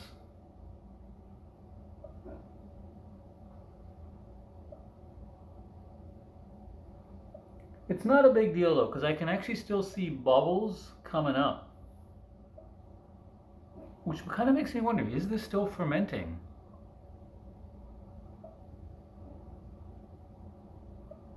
Oh no, this tastes good. If I had to, I'd sit here drinking this right now. It'll just get better if I leave it. It tastes like a slightly dry, very fruity wine. I'm actually very surprised how fruity this is. What is that, chat? I see a non-American language.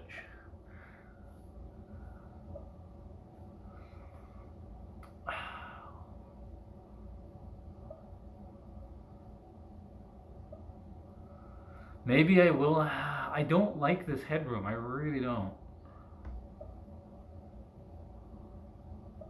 Especially if I'm going to leave this for another month. It concerns me. Again, it probably shouldn't. If I was more experienced with this, I could probably say it doesn't matter and leave it alone. But the fact that this is my first brew and I don't really know what I'm doing makes me want to be very cautious with all this headroom here.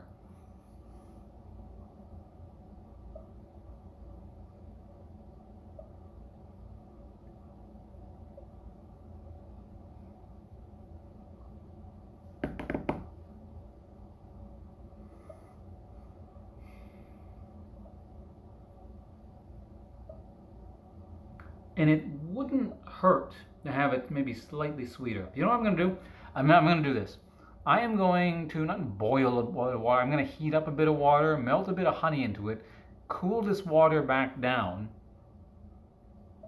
and then just kind of turkey baster it back in very gently, I think. Or maybe just funnel it. Well, I'll figure out how I'm going to get it back in there, but...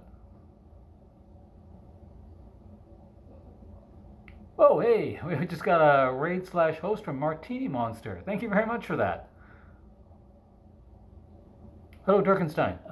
Again, welcome everyone coming in with from the raid over there. Very much appreciated. I'm in the middle of deciding whether or not I want to back sweeten this this mead at the moment. I'm also, again, given that I haven't been doing this very long, I'm slightly concerned about the headroom. As I was just saying, if I've been doing this for more than a month, I could be like, oh, this is fine, or well, maybe it's a problem. I suspect this isn't a problem, and if I was more confident in what I was doing, because I'm not a noob, or if I wasn't a noob, I just say like, it's headroom, whatever. We're in secondary. It's not a huge deal at this point, but I just don't like the the space up here. Just learned what mead was recently. I had a bottle years and years ago, but generally speaking, it's kind of hard to find and is expensive. So I thought, well, I'll make my own. You guys can see off on the side here. I have a spiced cider going here as well as a very simple red wine. But I think I just came to the conclusion that I want to back sweeten my mead a little bit. While at the same time reducing the headspace. So I'm just going to kind of warm up a bit of water, melt some honey in it, put it back in here, and we'll kill two birds with one stone. I don't think it needs the back sweetening.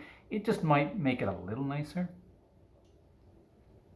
Anyone is streaming homebrewing? I don't know if anyone else is or not, but the thing is that, like I said, I've been doing this about a month now, and obviously I can't stream this every day. I have a limited amount of space in my house. I can't just continuously buy ingredients, and also if I did it every day, there would be way too much alcohol for me to drink.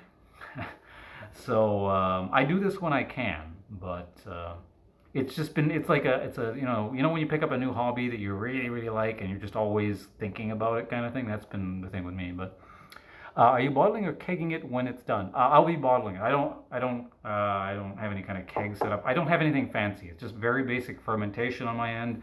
For carbonation, I'm going to be bottle carbing. I'm not going to be forced kegging or whatever it's called. Basically, I'm trying to do this as simply and as cheaply as possible, which is, for example, why I'm not doing beer, because beer involves like 2 extra steps at the beginning, and that alone is too much for me. But again, thank you very much for that host. I do very much appreciate you coming. Hopefully, I don't bore your folks with what I'm doing here. It's very basic. It's more of a learning process for me, or basically putting into practice the research that I've done. So hopefully, people don't mind either learning along with me, or if they already know what they're doing, just say, don't do that, you're going to create poison and die, or something along those lines. But anyway, let's get I'm going to, hold on a second. I don't want to leave this open forever, so I'm just going to put the bung back in, as it were.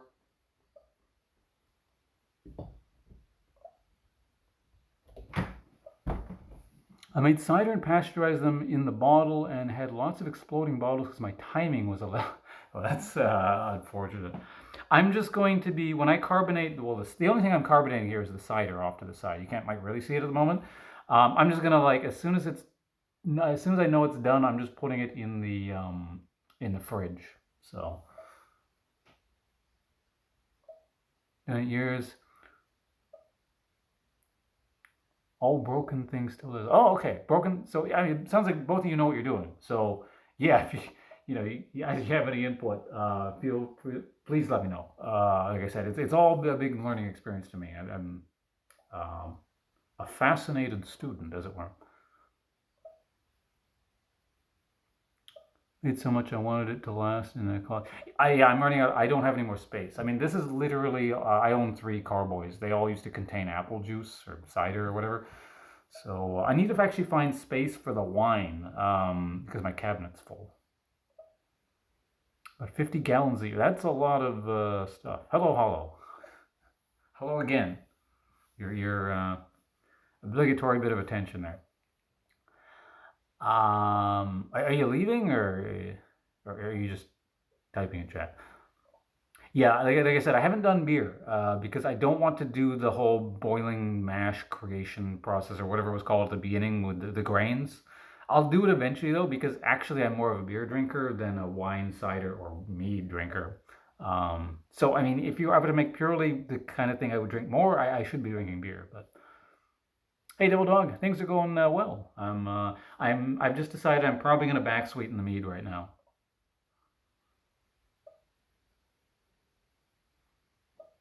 Been doing it in your family since forever. Well, that's good. So you're just surrounded by people who have lots of experience with it. Me too. What are you doing, Rock? You also make beer, or? All right, so let's get into the process of, again, I'm going off the rails totally here. This is everything else I've done so far. I've either followed a recipe or followed the conventional wisdom or things that I've read. This is me making stuff up on the spot based on extrapolation. We'll see if it works out. Otherwise, I'm ruining all my meat. Mother-in-law own a winery in Burgundy. Oh, that's really cool. No, but you just like drinking it. Oh, okay. Well, yeah, and brewing your own stuff is a good way to do that, I suppose. Much cheaper. Once the initial investment is down for buying all the stuff, which incidentally was all very cheap. I haven't added it up, but I'm sure it's easily under $100, all the crap I bought. For example, this will net me probably about 4 bottles of mead. If I were to go out and buy mead, it would be like $30 a bottle at least. All I'm really paying for here is the honey. That's it. And it was about like 1.6 kilograms of honey. And that was the most expensive thing. The wine is just grape juice and some other things, but yeah, the grape juice is the primary cost. I think the grape juice cost me about $10, I want to say. That'll make 4 bottles of wine at least. Um, cider is just actually the apple juice that the container came in, and I needed another container anyway. So I'm just like it's like I don't know, in a weird sort of way, I'm like paying for the container. So this thing was about $15, $17, something like that. But it just came with apple juice in it. So easy and cheap. Yeah, yeah.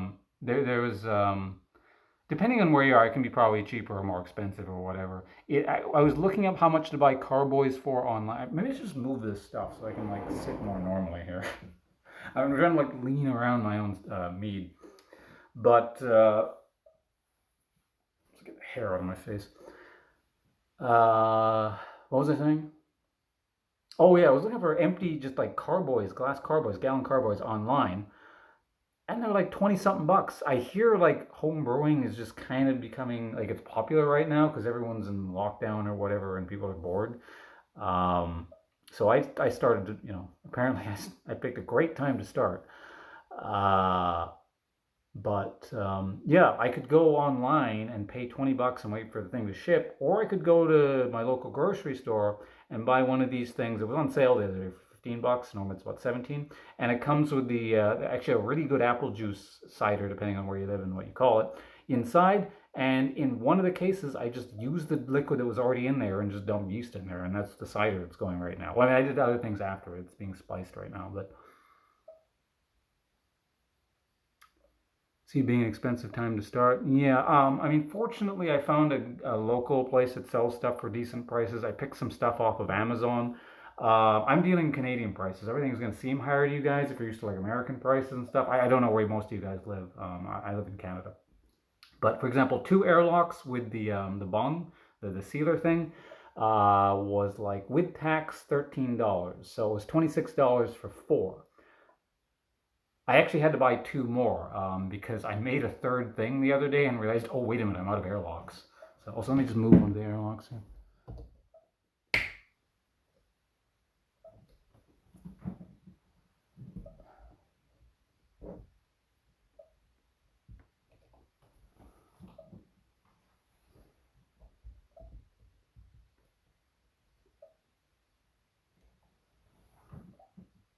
It was a bit far down in the bung. It didn't need to be that far down.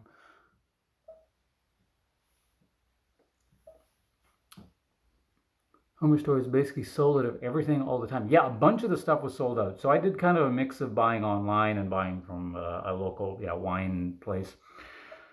I still need because I'm gonna the first thing that's most likely can get bottled is the cider over here, the spiced carbonated sweet cider. I mean, it's just spiced right now. It's neither carbonated nor sweet at the moment. Um, but I need the swing top bottles, so I need to track some of those down. Failing that, I'll just go out and buy some Grolsch beer, the green ones with the swing tops. That's the only thing that I know comes in a swing top that I can get like really nearby. I just walk over to the liquor store, but I have like fortunately, like I've never gone to the recycling place, so I have a whole bunch of bottles just lying around. I've gathered over the years. So a combination like tequila bottles, wine bottles, nihonshu, sake bottles, just lying around. So I'll be using a combination of those. So far, it looks like the nihonshu bottles and the what's it called, the tequila bottles will probably be the best in terms of just keeping stuff sealed, but we'll see. Anyway, I'm going to do a quick thing over at the stove where I'm just going to heat up some water and dump a little bit of honey in there, not too much. I'm just going to eyeball it because I don't want this to be like mega sweet.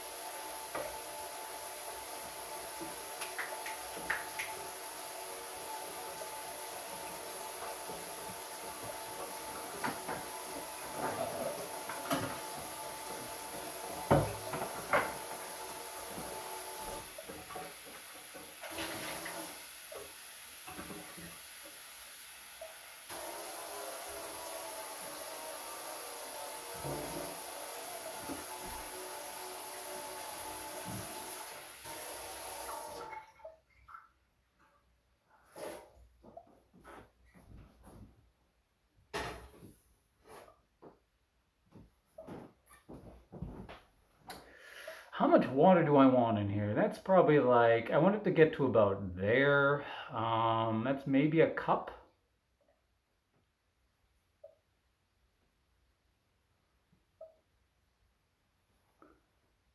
Going to kick back up the fermentation process again. I don't think it will. Good question, by the way. It sounds like you know what you're talking about.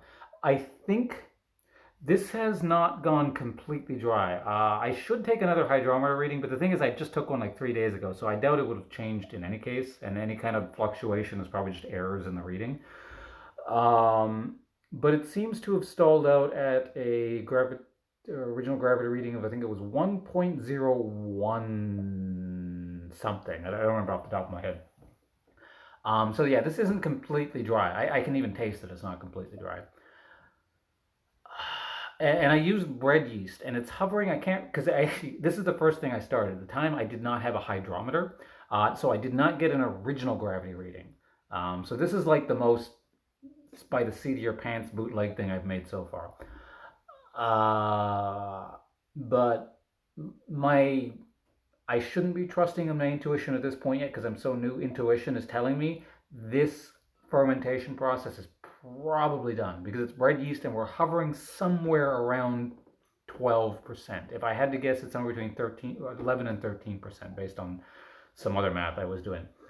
So that should be the end of the tolerance to the bread yeast. I don't think it's going to get too much sweetness. If it does kick back up into fermentation, I'm fine with that. I don't actually mind the higher alcohol volume.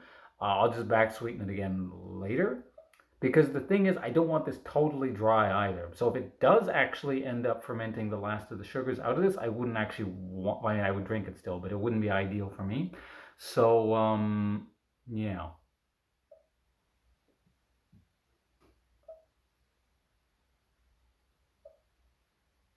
Is it really? Based on what the original gravity roughly probably should have been, based on, and I didn't take the reading, but I know how much I put in there roughly. So doing the calculations afterwards, yeah, I'm pretty sure I got to about 12%. So I guess I got a really good bread yeast out of it or something. That or I'm horribly miscalculating everything. In any case, though, if it is actually that low normally, I think I'm good to back sweeten.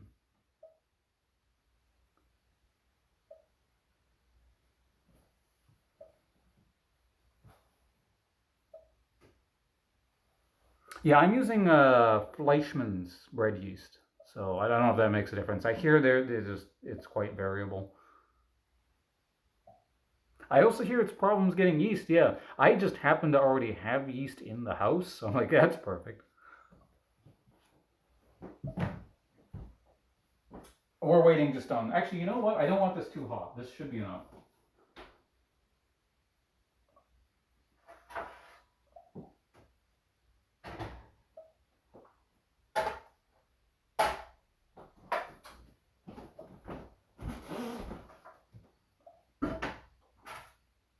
I'm running out of space here.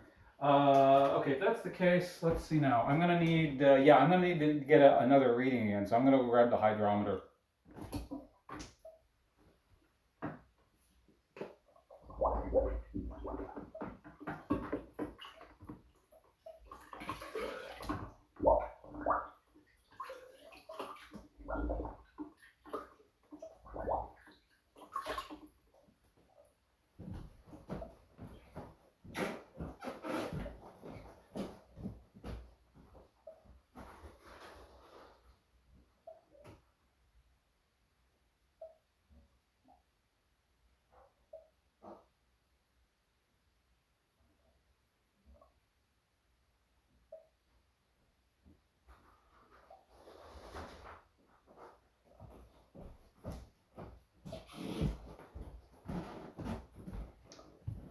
while we're at it,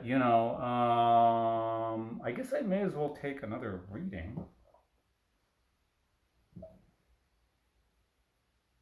I don't want to disturb it too much, though, is the thing. But I mean, it's already going to get quite massively disturbed with what I'm doing, regardless. So I don't really see the harm in taking. Well, I can see a potential harm in taking another reading, but.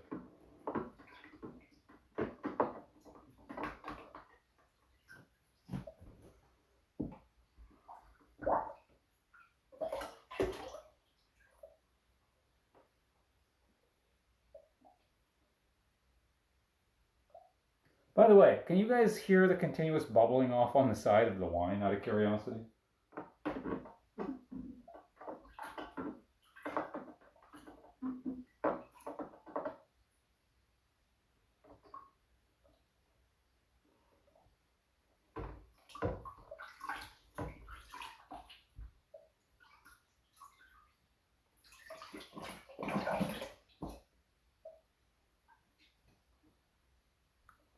You guys can? Okay, that's the soundtrack for the day. That's the one, I don't know, depending on your perspective, the drawback of me streaming from the phone like I am from the kitchen like this. Because normally, I'm at the computer playing games or whatever. So, there'd normally be music on the stream. Today it's just the bloop bloop soundtrack.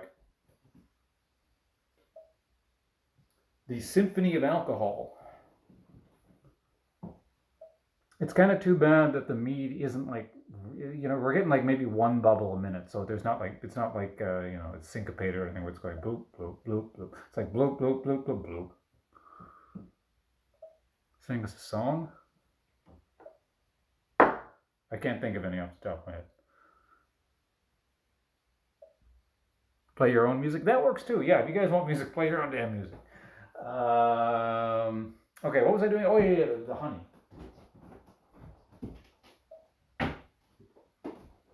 Again, I'm just like guessing what seems like a good amount to add. I don't know. Let's add some honey.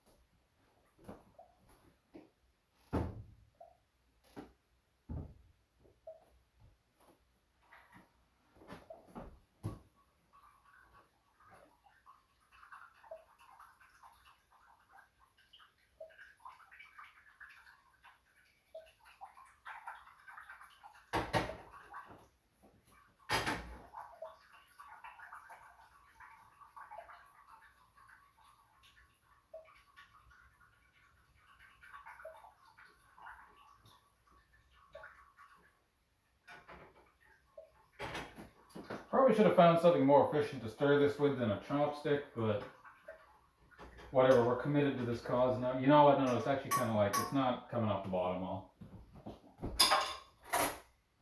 Big spoon it is.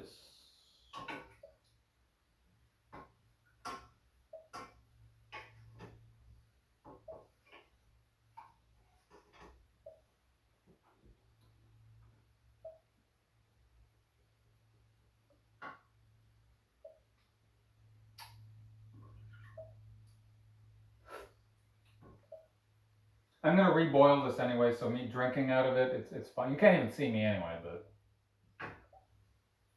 I need a bit more honey in here. It's like sweet, but not sweet enough.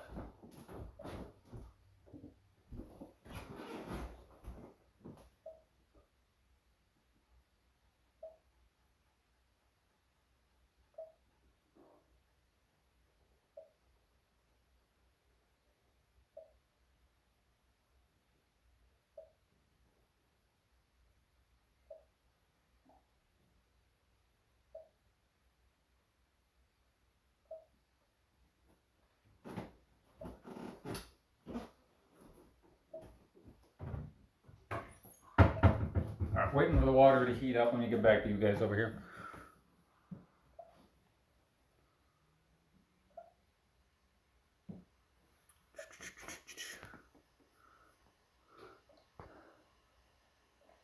Store my wine in vacuum sealed mason jars. I don't really have mason jars, so that's not an option for me. Actually, I can hear the water heating up really quickly. I'll be right back.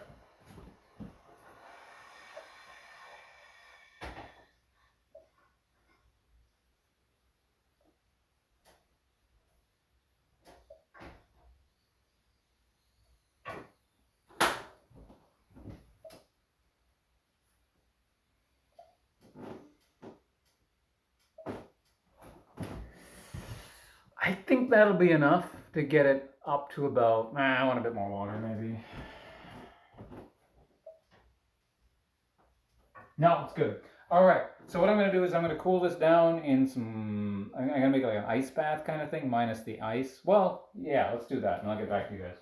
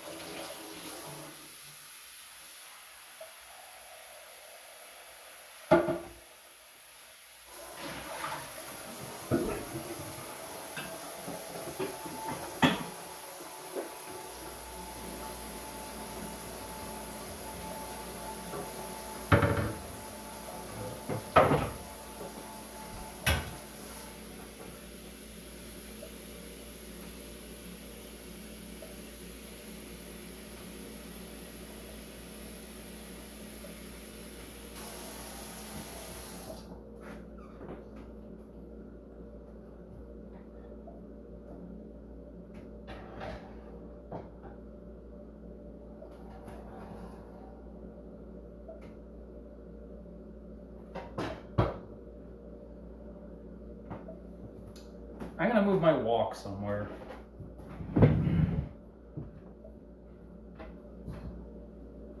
It can rest on that chair. All right, let me go cut up with you guys in chat.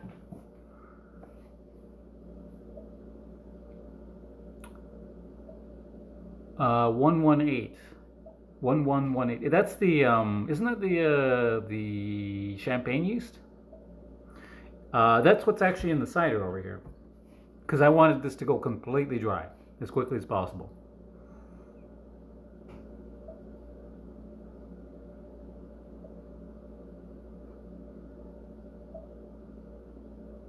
So I'll use the wine in the mason jar. Yeah, it works for you. It works for you.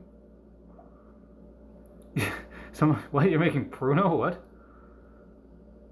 And a balloon with holes. But yeah, I heard that's a method too. I wanted airlocks. They weren't too expensive, so I got them. Tubing, bungs, and a jar of water for my airlock. I usually am fermenting a couple jugs of juice at a time. Yeah, I think I want at any given point maybe like 3 things going. I don't know. It depends on how quickly I drink stuff, and we'll see. At the same time, I also enjoy doing this. So it kind of encourages me to drink more so I have more space. Corn sugar, like all of the sugars are fermentable in that, if I recall correctly. It's more efficient than like regular white sugar, I believe. I remember reading or hearing something about that. Hey Twilight, yeah, actually, well, eventually I'm going to do a real cooking show. I'm probably going to make some mapo tofu soon, or mapo tofu as I would pronounce it, in Japanese. Because I suspect, as I was saying earlier, my mapo tofu is more Japanese inspired, and there is a difference between like, hey, oh my god, I'm going to turn the camera over. The allspice, you guys are catching the exact moment that allspice berry is going to sink. It's been sitting there for literally 3 days at the top, and this is the exact moment where it is slowly sinking to the bottom. I don't know what causes that. Perhaps it's more waterlogged. I guess it's probably something like that. And as I was saying, I might actually do a mapo tofu cooking stream. That's the first thing that came to mind. I can really cook, anything pretty much. But like I said, I've worked in kitchens on and off for like 8 years. Granted, I haven't in more than 10, but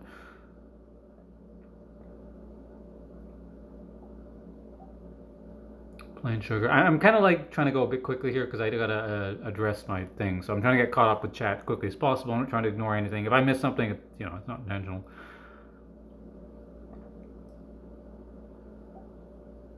Home distilling? ATF. ATF, what would that stand for? I don't know. Some government body in some country, I imagine. I just don't know which one.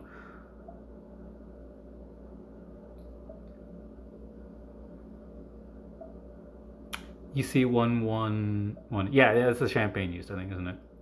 Yeah, up to 18%. That's why I use it. Oh no, the allspice berry is actually floating back up, and the other one is now sinking. Interesting stuff happening in there. We may as well move it over. Yeah, see, one's sinking and one's floating. Okay. Anyway, let me see the temperature on that other thing.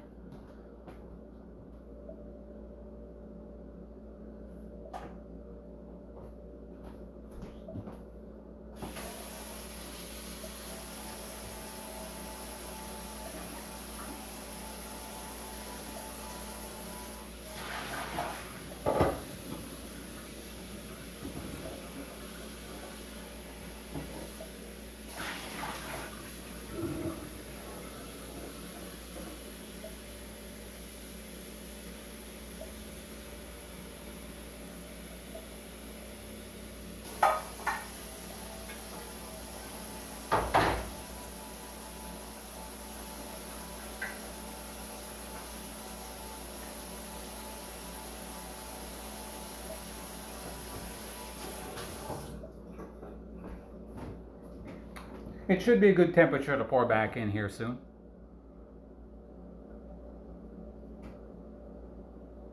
Mapa Dubu. That's that. So that's like the Korean pronunciation, something more along those lines. Interesting. Yeah, because it's like no matter sort of what country you go to, it's like going to be slightly different. So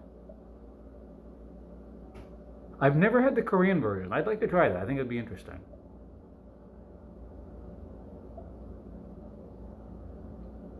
It arrived in Korea twice, as in like from two different sources, or oh, alcohol, tobacco, and firearms. Okay, so I'm assuming that's like the American government agency.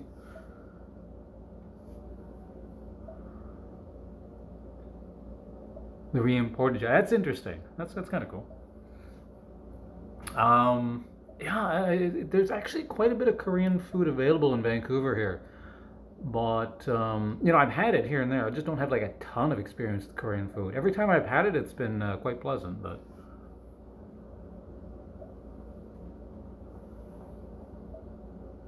I was talking about earlier. It's just kind of interesting that no matter where you go in the world with like Chinese food, like there's the local version of it. There's like Chinese, Japanese style Korean food. In North America, there's like that Westernized style Chinese food, and they're all just sort of different from the base product. TFC, yeah, the American thing.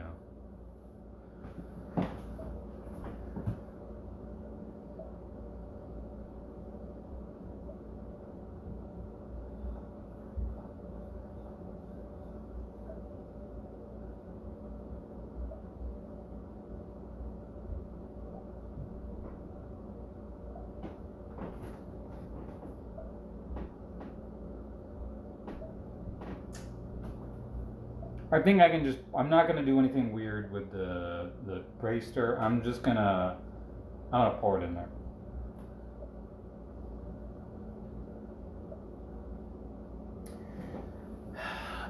After that? I don't think I have to shake it around. I really just don't want to agitate this too much.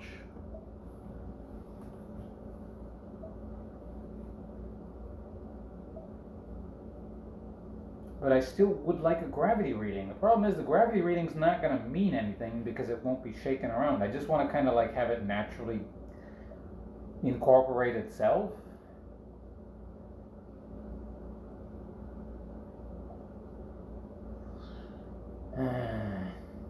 See, this is the problem with going off the rails here. Like I'm still just so new at this that in these kind of edge case situations and in things that haven't been covered in things I'm reading, I'm not sure what the best course of action is. But at the very least, we need to get it in there. So let's start there. Why not? Well, actually, I'm gonna. Yeah, I need a funnel.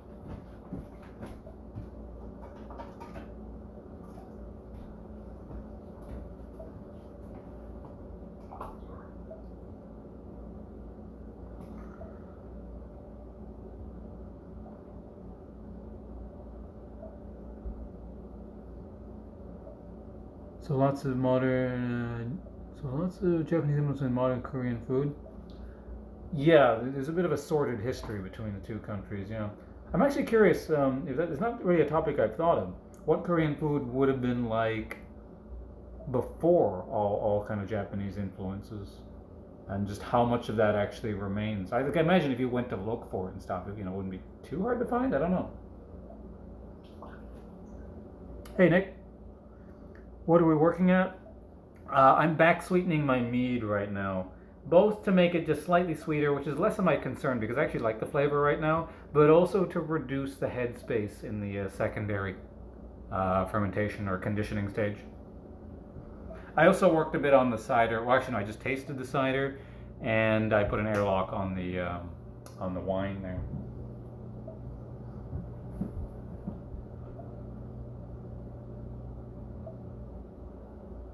Oh yeah, the American soldiers going all over the place. Yeah. It would be dramatically different, most likely. Interesting. Yeah, because I'm just not. It's not exactly a field of my expertise, the culinary history of Korea specifically. So,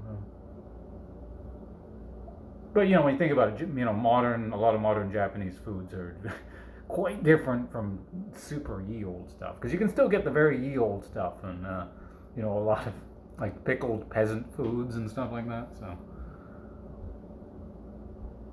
yeah, same deal. Huh?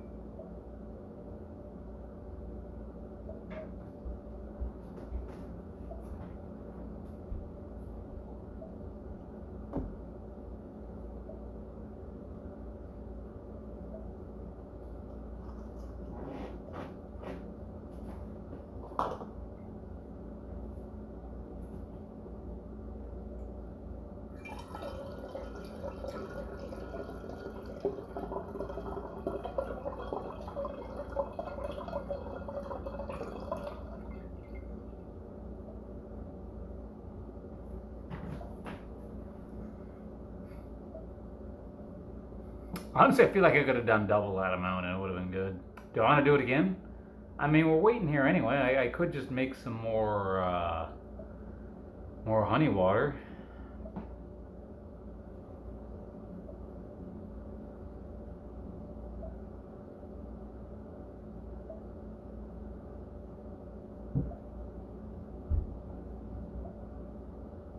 Or at this point, I could also just use regular water.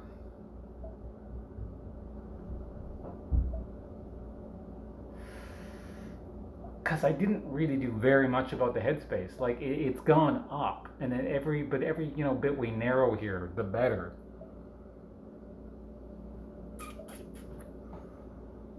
American British influences into Japanese food. Yeah, there's a lot of like hybridized stuff, fusion, if you will.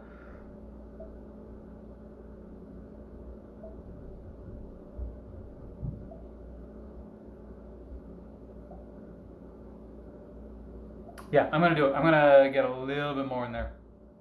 Because, like I said, it didn't looks like it doesn't go up very much. But the thing is, each time for the further and further it goes up, the thinner this gets. So it like the more it moves up.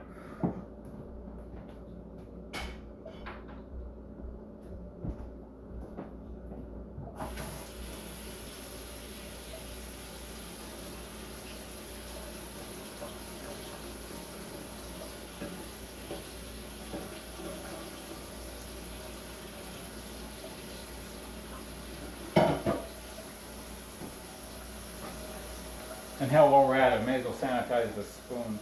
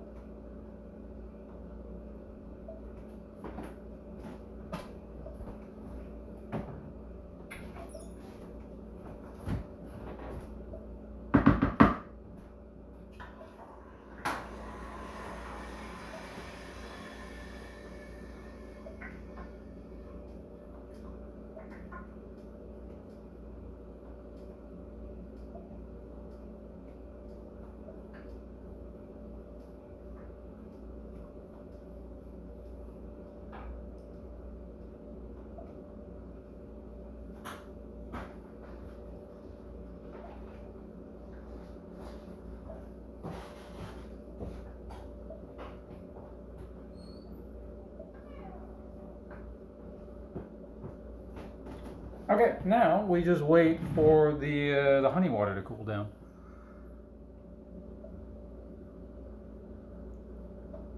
I take it you can get haggis in Japan?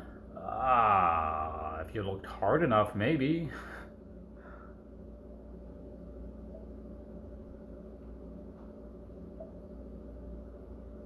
In the late 90s? Really? Like in Japan, haggis was? All the top chefs used it for like 4 to 5 years. Wait, what?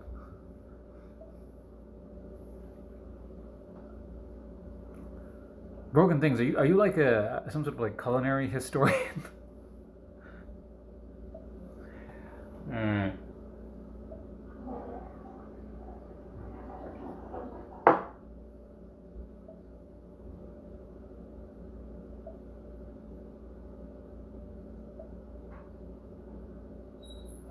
Caring about the quality. Yeah, that's the thing.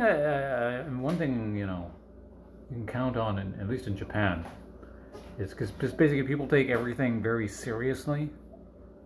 Food is also taken very serious. I've never had a bad meal in Japan. There are, because I've mentioned this in the past, there's preferences. So there's stuff you can maybe not like because you don't like it, but the quality every time I've had something has always been good.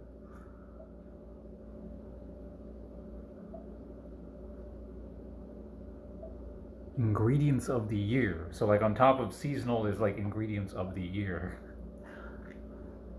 How are we doing on that? I probably need to change the water again.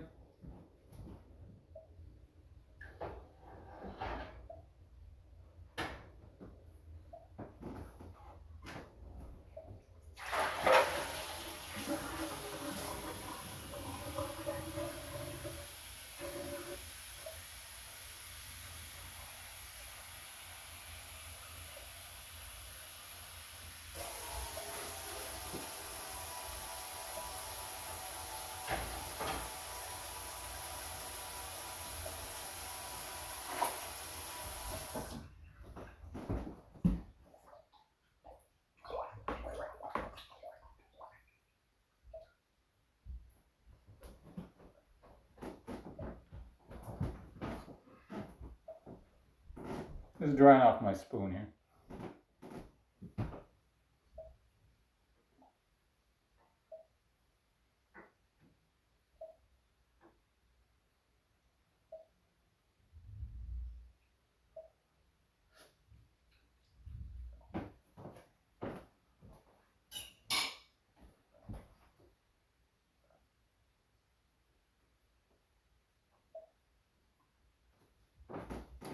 The metal exterior of the pot is still hot, but the liquid inside is actually pretty cool. I'm going to leave it there a few more minutes. Actually, why don't we go over that? I'll show you what the hell I'm doing. This is, again, not as any kind of instructional attempt at anything. This is me making shit up on the spot because I wanted that to be a bit sweeter, but I also wanted more liquid in there. So yeah, I'm just, I've got some, oh, it's a lot of, how do I do this? Moving this camera around is very awkward. So, I got some water hot in a pot, poured some honey in there so it's just dissolved, and now I'm just cooling it in a frying pan full of cold water. So it's kind of like I guess what is that, like making a ganache or whatever, the thing with the chocolate and you melt it, except it's reverse because I'm cooling it. That idea.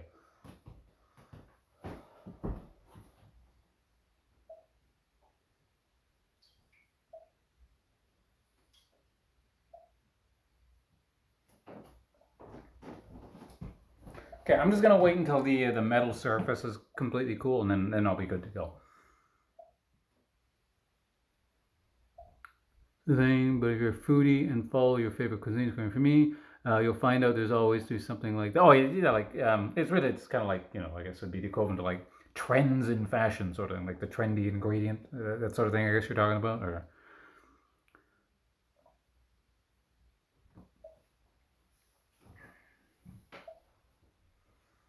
okay.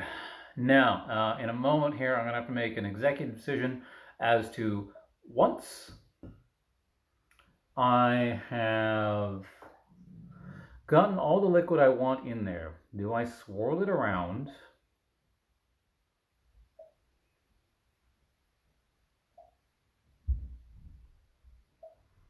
Do I swirl it around and take a new hydrometer reading?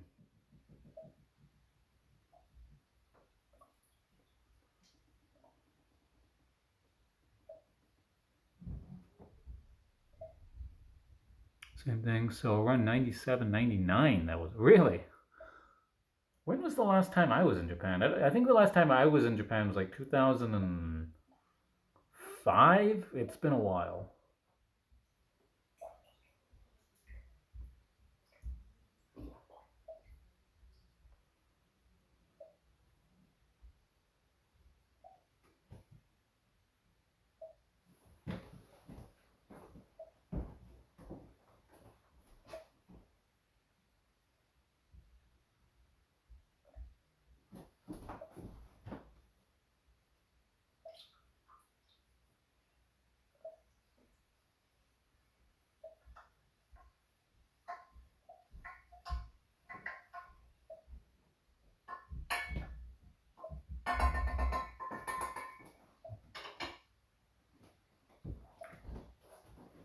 Okay, I am comfortable with this going back in. The metal is a little bit warm, but I think the liquid inside is pretty cool.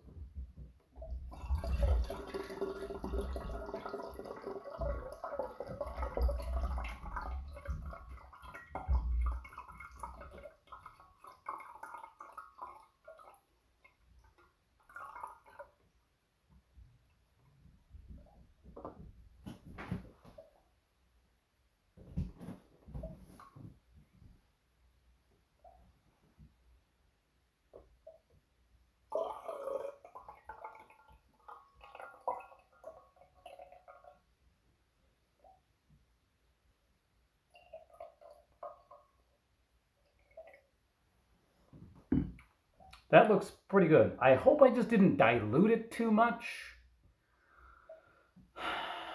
I don't know if that whole thing was literally 13%, and I added about that much with no alcohol in it. It doesn't ferment any further.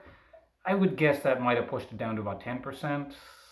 I don't know, just kind of eyeballing stuff. I could also get that raisin out of there. Oh my god.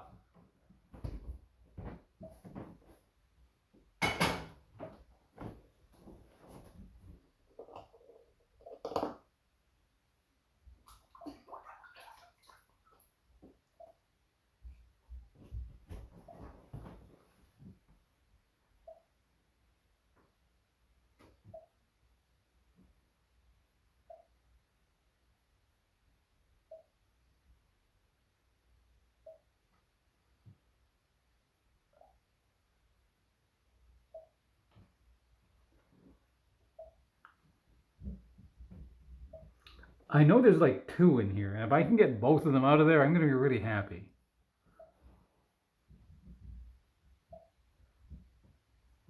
Basically, when I was transferring from primary to secondary, like two raisin fragments snuck in there because they were basically in primary to add mouthfeel and tannins.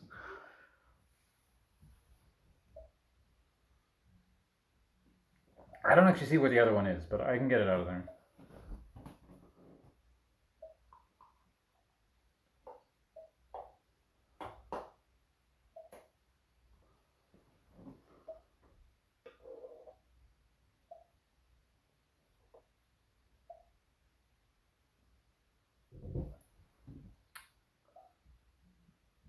Damn it. I just pushed it back down. No! Okay, we'll just wait a second. It's slowly coming back up. The bubbles are just barely kind of slowly pushing it back up, I think.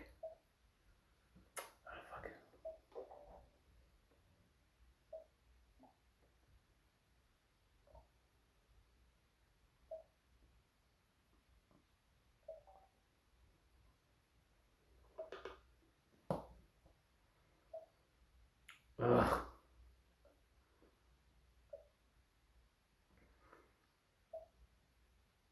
Why is this thing so hard to get?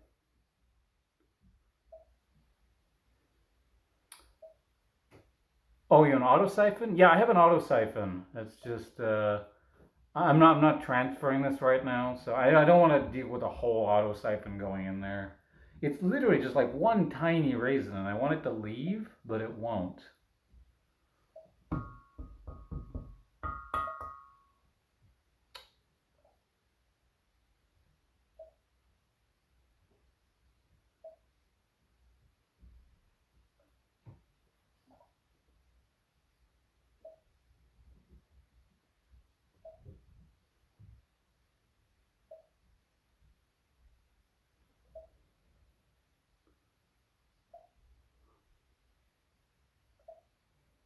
Were my customers there? So 2019. Oh, that's see. Yeah, I would like to go back to Japan again at some point. It's yeah, it's expensive. So okay, here's what we're doing. I am actually going to shake this up. There is so little headspace. It should be fine. I don't think this is going to get really oxygenated. I think it's okay.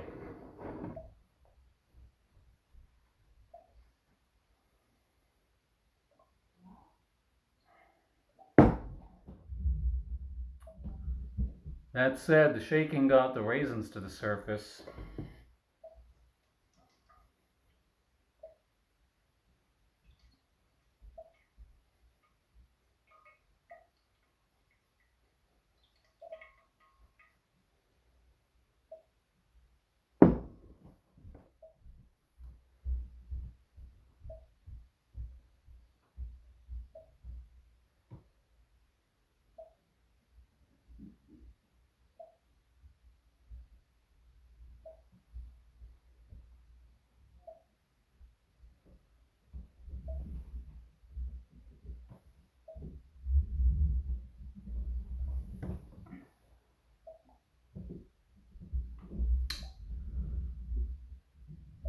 I feel like that'll give me, without agitating this too much, a relatively homogeneous brew.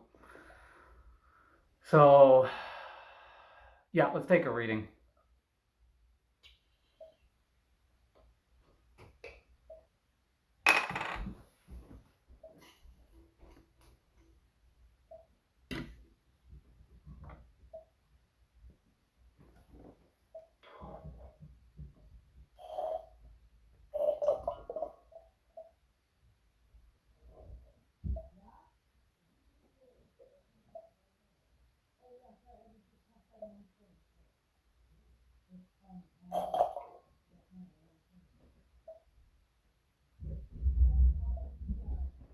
Got it. I got one of the bastards.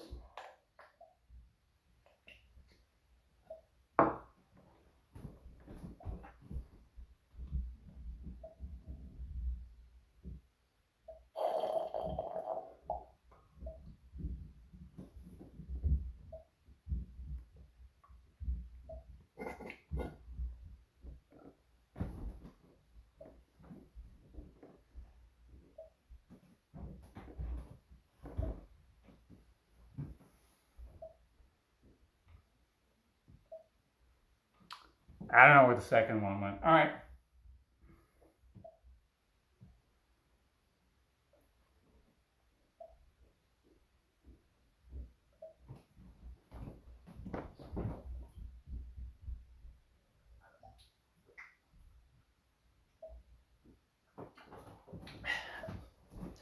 It's good. It still tastes the same. It's actually a bit more, well, not the same. A bit more mellow, a bit more sweet. I'm content with the taste still.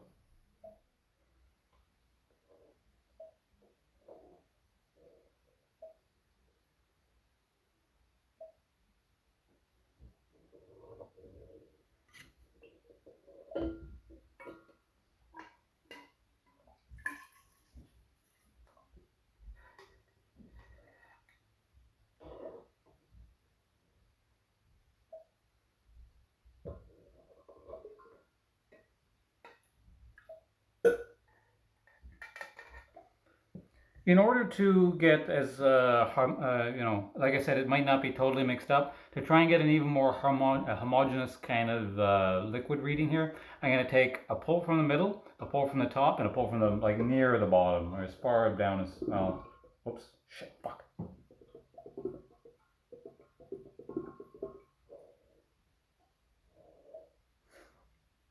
This is why I shouldn't be talking while doing this. I really shouldn't have put that oxygen in there. I think it's okay, but I shouldn't have done it still. The added difficulty of doing, not familiar with brewing and like streaming. So yeah, you need to squeeze it first and then let go of the thing.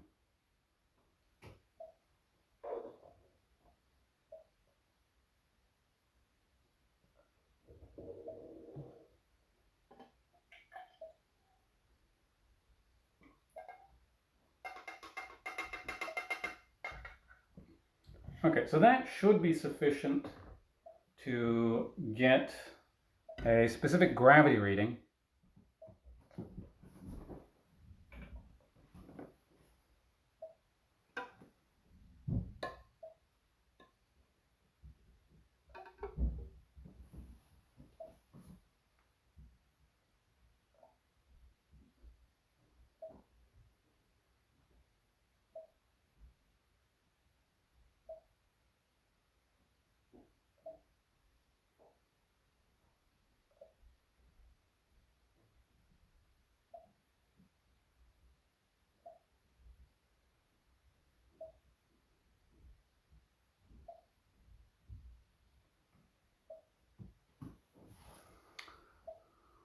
Okay, just keep turning a bit so I can get a better idea of what this is at.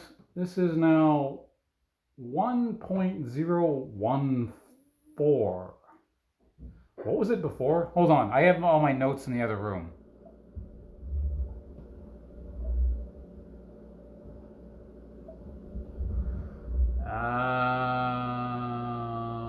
Let's see now. Is it a 4 or is it a 6? That's a 4. I'll be right back. Let me check my notes.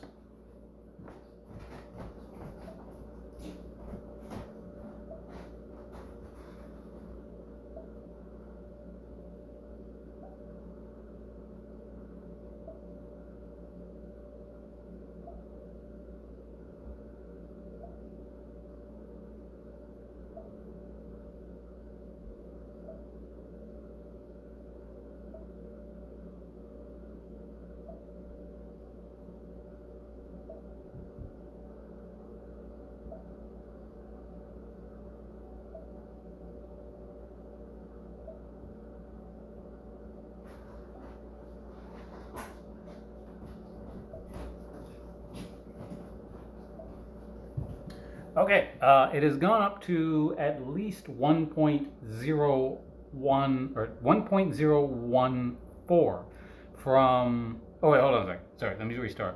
So when I measured it the other day, it was at 1.0100, and the gravity mean has gone up to 1.0104.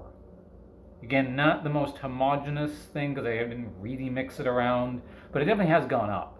So we'll keep that as our reading. And basically, it doesn't change from here when I measure it in a couple weeks or a month or whatever it is. It means the fermentation process is done and it didn't re-ferment or anything like that.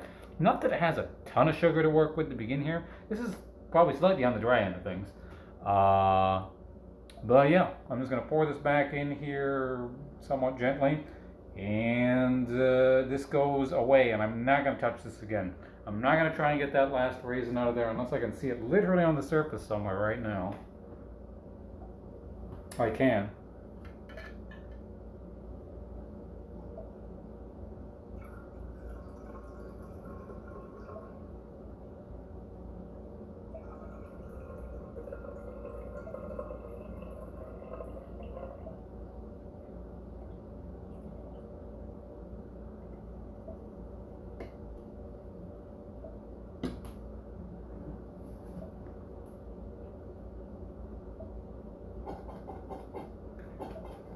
I'm going to give this one more go. Like I said, I don't want that raisin in there. But it's not worth running like the whole brew over, so.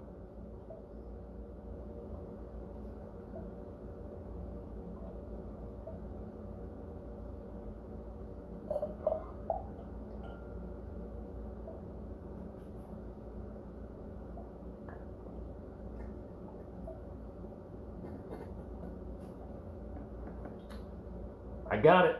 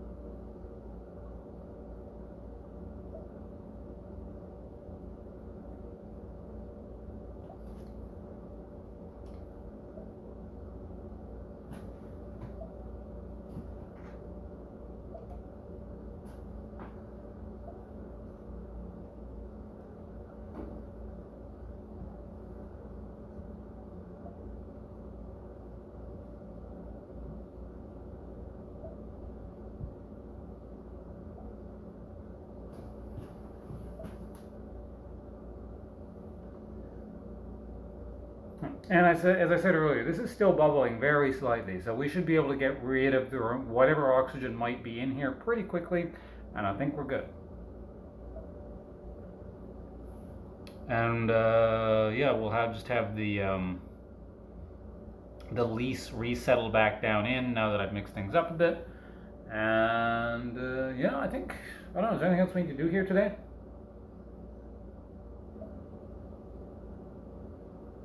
Did I swirl around? Well, I mean, the wine could use a bit of a swirling, I suppose, since we've moved it to a new environment. Or not a new environment, but a new lid and all that.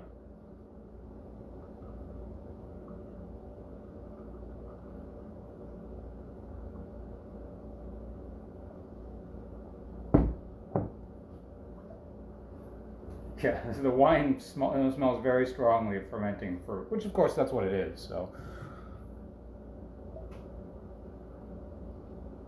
are you going to stick it somewhere cold so it doesn't re-ferment? No, if it re-ferments, it re-ferments. I don't think it will.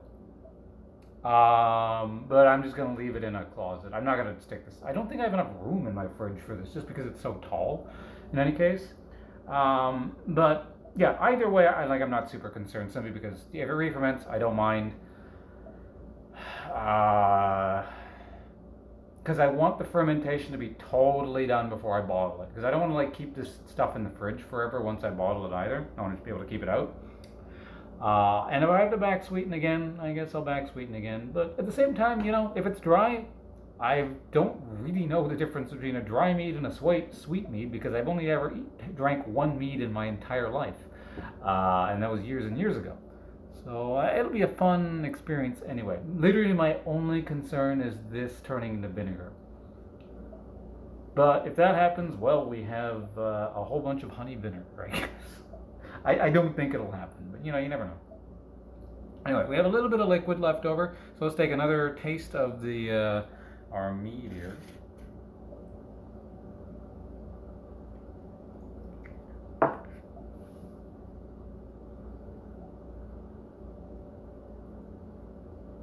I'm sure it's weaker because I added some water, and if I had to guess, it's probably hovering around 10% now. But man, that's really drinkable. Really drinkable. The alcoholic bite is nearly gone. Now, granted, I ate most of it from the surface, but I am very much looking forward to the finished product. In about a month from now, when I go to bottle this, it's just slightly, very, very, very slightly sweeter than it was earlier. Yeah, I'm glad I did that, even though it's not a massive difference. But so long as it doesn't mess things up and turn it into vinegar, I'm happy with what I did here today. It was, again, all experimental. And it's in the process of, it's all in the service of learning and getting better at this kind of thing. So I tried something new that was definitely outside of anything I'd ever read or watched, and I feel like it worked. We'll see the long-term results. Yeah, we'll see. You can back sweeten with unfermentable sugars like yeah, that's apparently a thing. Steve, any kind of artificial sugar, or there are artificial sugars that I'm aware of. Allegedly, those all work. I hear another thing you can use is lactose powder. That doesn't ferment, and it's got kind of like that. Well, it's got a sweet flavor to it. So yeah, I don't have any. I don't. I'm kind of curious what back sweetening, because a lot of the artificial sweeteners, they have a flavor to them, right? Like stevia and all that stuff, aspartame, what have you. I don't know how much that imparts in terms of its flavor into the alcohol. It's not kind of a thing that sounds super appetizing to me. I'm not like some, well, I'm not overly concerned about artificial sweeteners. I'm not one of those people that's like, oh my god, it's going to give me cancer and I'll die, so I'm not going to touch it, sort of thing. But at the same time, I'm not like the biggest fan of the world of artificial sweetener flavors. Like you can tell, when it's an artificial sweetener. So I don't know if that's actually something I would want in my alcohol. It might be worth experimenting with at some point down the line, or trying to read up on it. Uh, but yeah, I mean, it's certainly an option. Like if you don't, like you're concerned about re-fermentation and you like where it's at,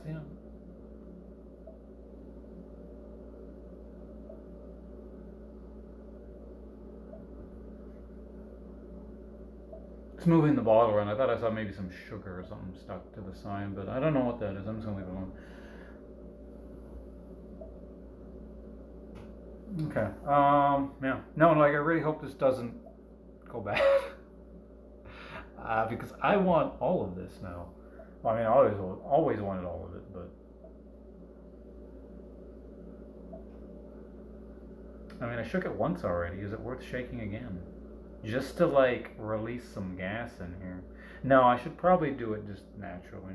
Because if I shake it, it would incorporate any oxygen that got in here, presumably into the mixture. Whereas if I just leave it alone and let the because it still is degassing like ever so slightly, it'll very, very slowly push out any kind of remaining oxygen that's in here over the next few days, I think. So let's leave it like that. All right, well that's that. Let's hold on. Let's go and put this back in a dark place. So these two things have a home. I need to find a home for this guy here, the wine. Yeah, that one.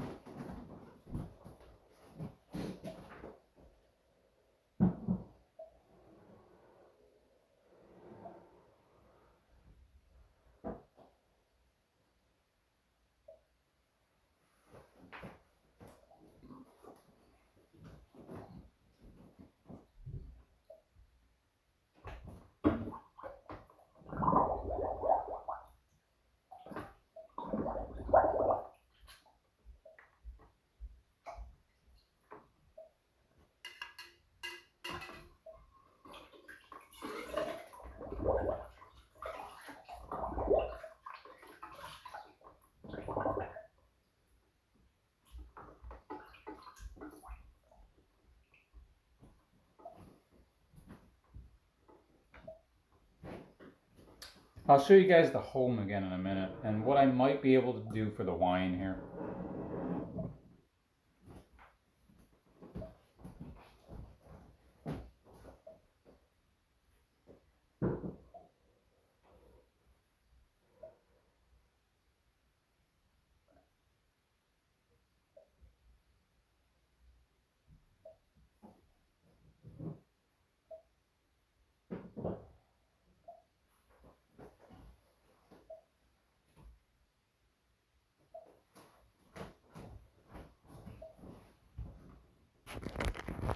All right, we're going on a magical journey.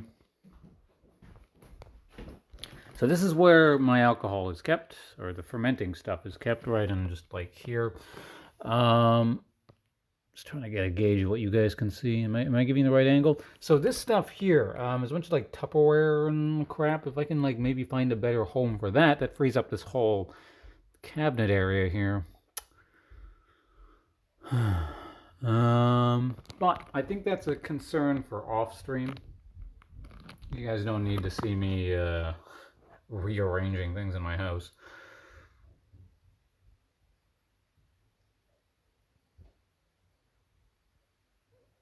You know what? I'm a little bit curious. I'm actually wondering what happens if I go back to my computer right now and turn OBS on. Where do you guys get a stream from? It probably maybe just won't turn on.